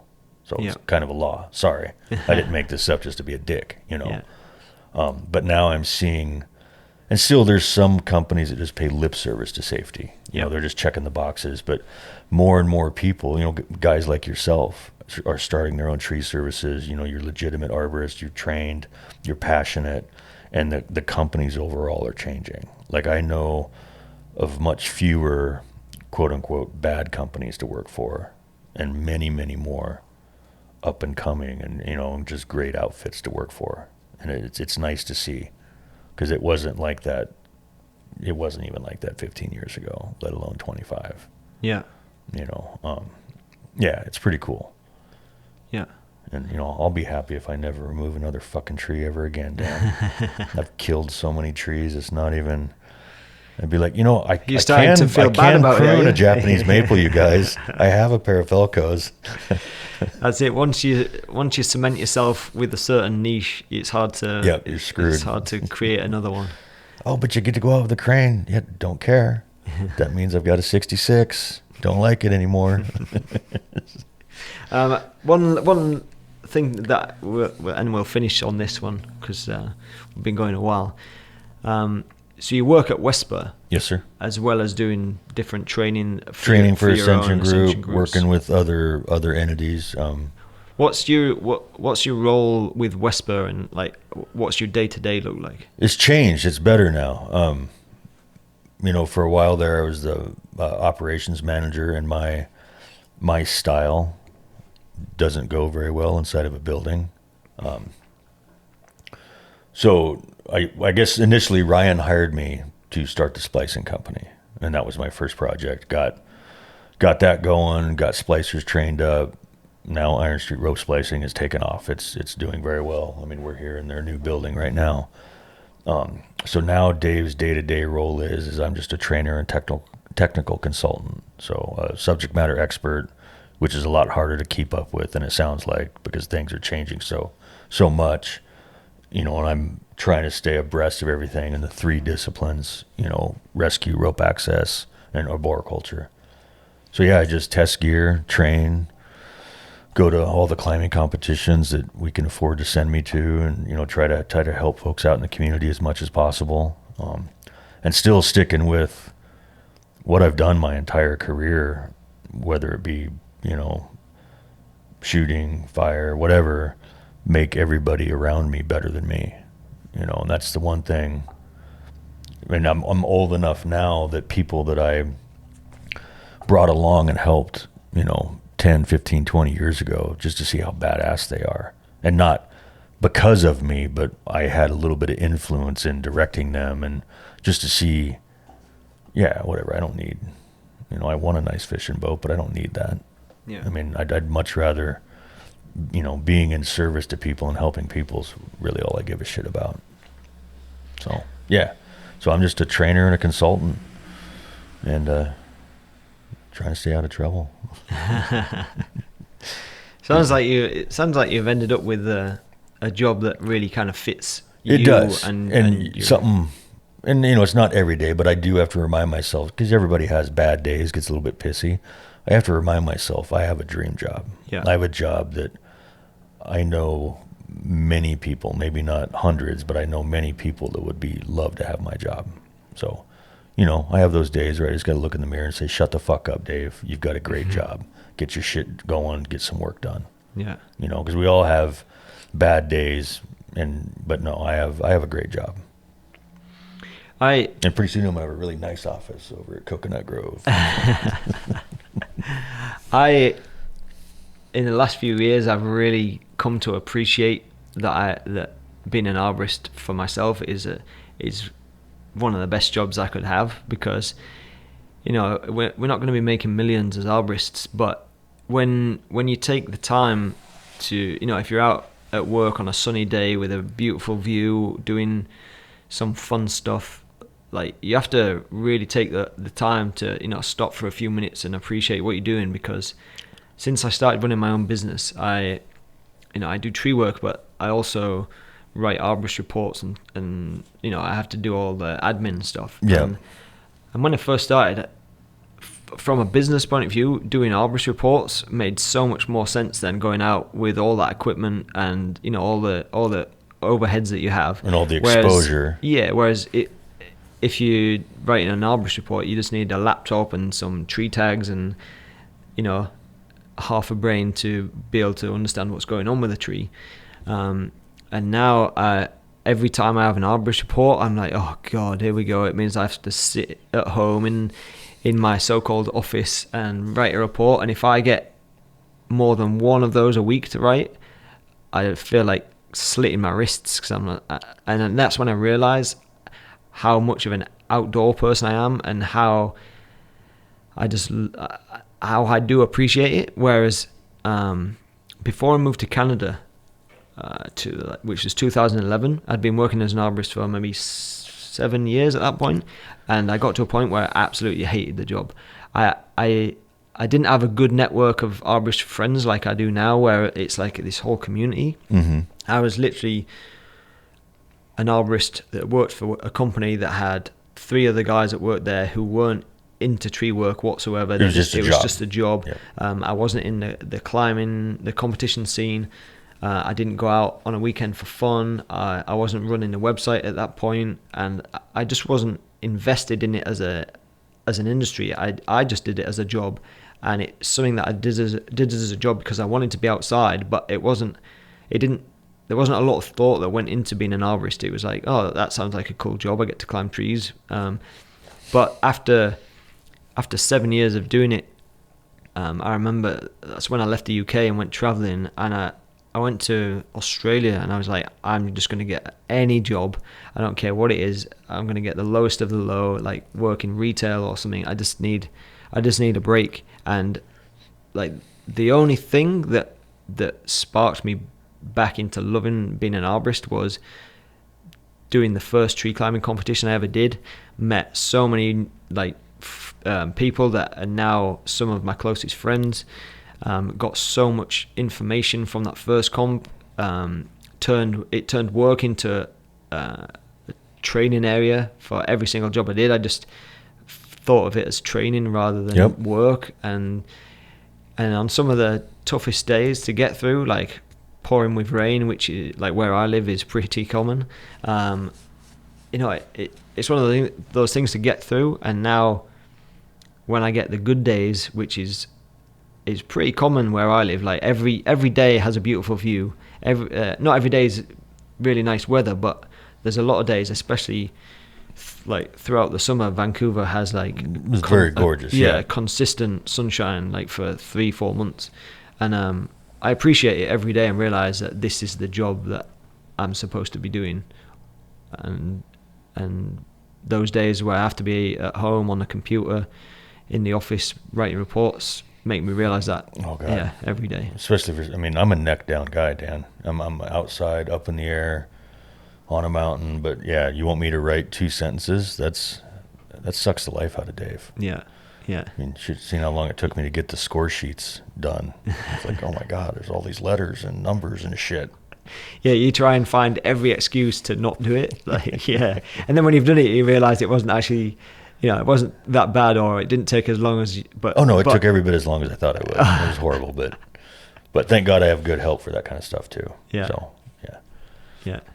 So if anybody was to call up Wesspur, are you the man to ask for if they kind of need advice? Sure, absolutely. Yep. I mean, that's part of my job is to advise customers and help them out. And the nice thing is I'm not in sales.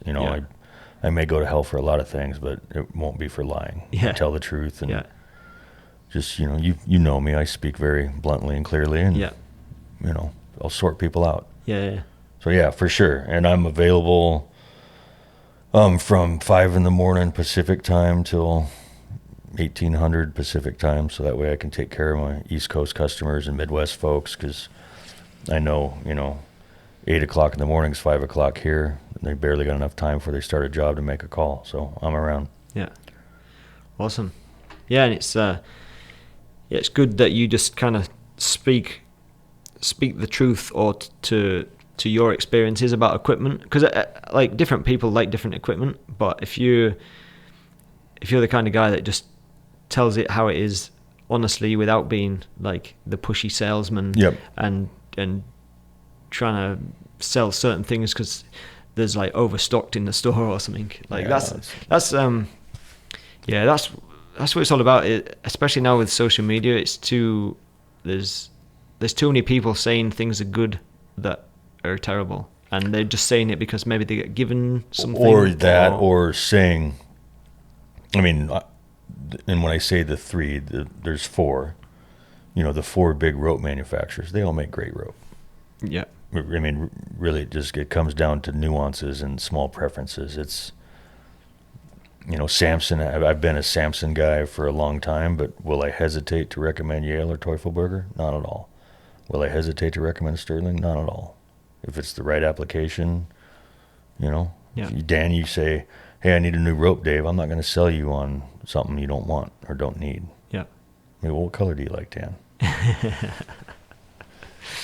I like something that's not going to look terrible after working on it for 2 weeks. Yeah, or if Dave ever becomes king, there will be no more fucking lime green ropes in the Masters events.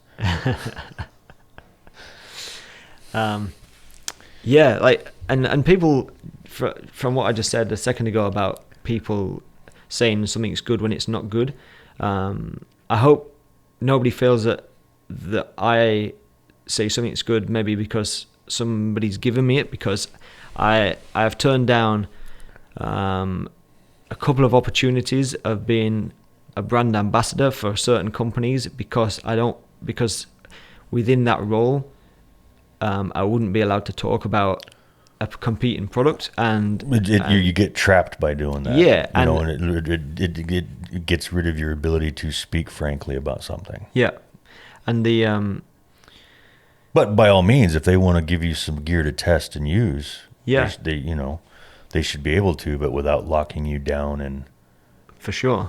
Yeah. And that's what I've always tried to do, is I don't want to be owned by any a company telling or you what to do, because all the relationships that I have with the companies that I have, some of them maybe wish I was 100%, brand X. Yeah. But they also respect the fact that I'm, straightforward and honest. Yeah. And they still help me out every year. And time, it's time that kind of filters the kind of genuine from the people that are doing things because they've been paid to say things. And after a while, credibility either rises or it hits rock bottom, because people can see through bullshit after a while, even if they're not experienced. Once they become more experienced and they're like, oh well, so and so said this was good, but it's actually crap. And that's the reason why I do get given equipment from time to time from certain companies, but they're always in the know that I'm not just gonna shout about their product. I'll happily receive it, and I'll happily test it for them and give them some feedback. And if it's great, I'll certainly say it's great, because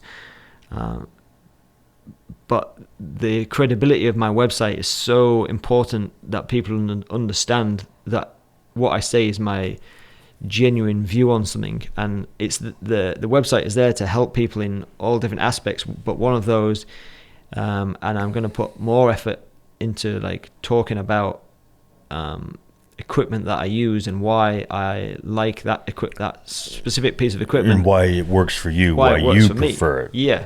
Not saying not why it's definitely the best. It's just this is why this works for me so well. Yeah, but if I had a deal with, say, a rope manufacturer, or if I had a deal with a chainsaw manufacturer, and then a rival company came out with something that was absolutely amazing, and I wasn't be able to post about it, talk about it, and be genuine, I would just feel like, lying to myself, lying to everybody else, and hoping that nobody sees through the bullshit. So agreed. So I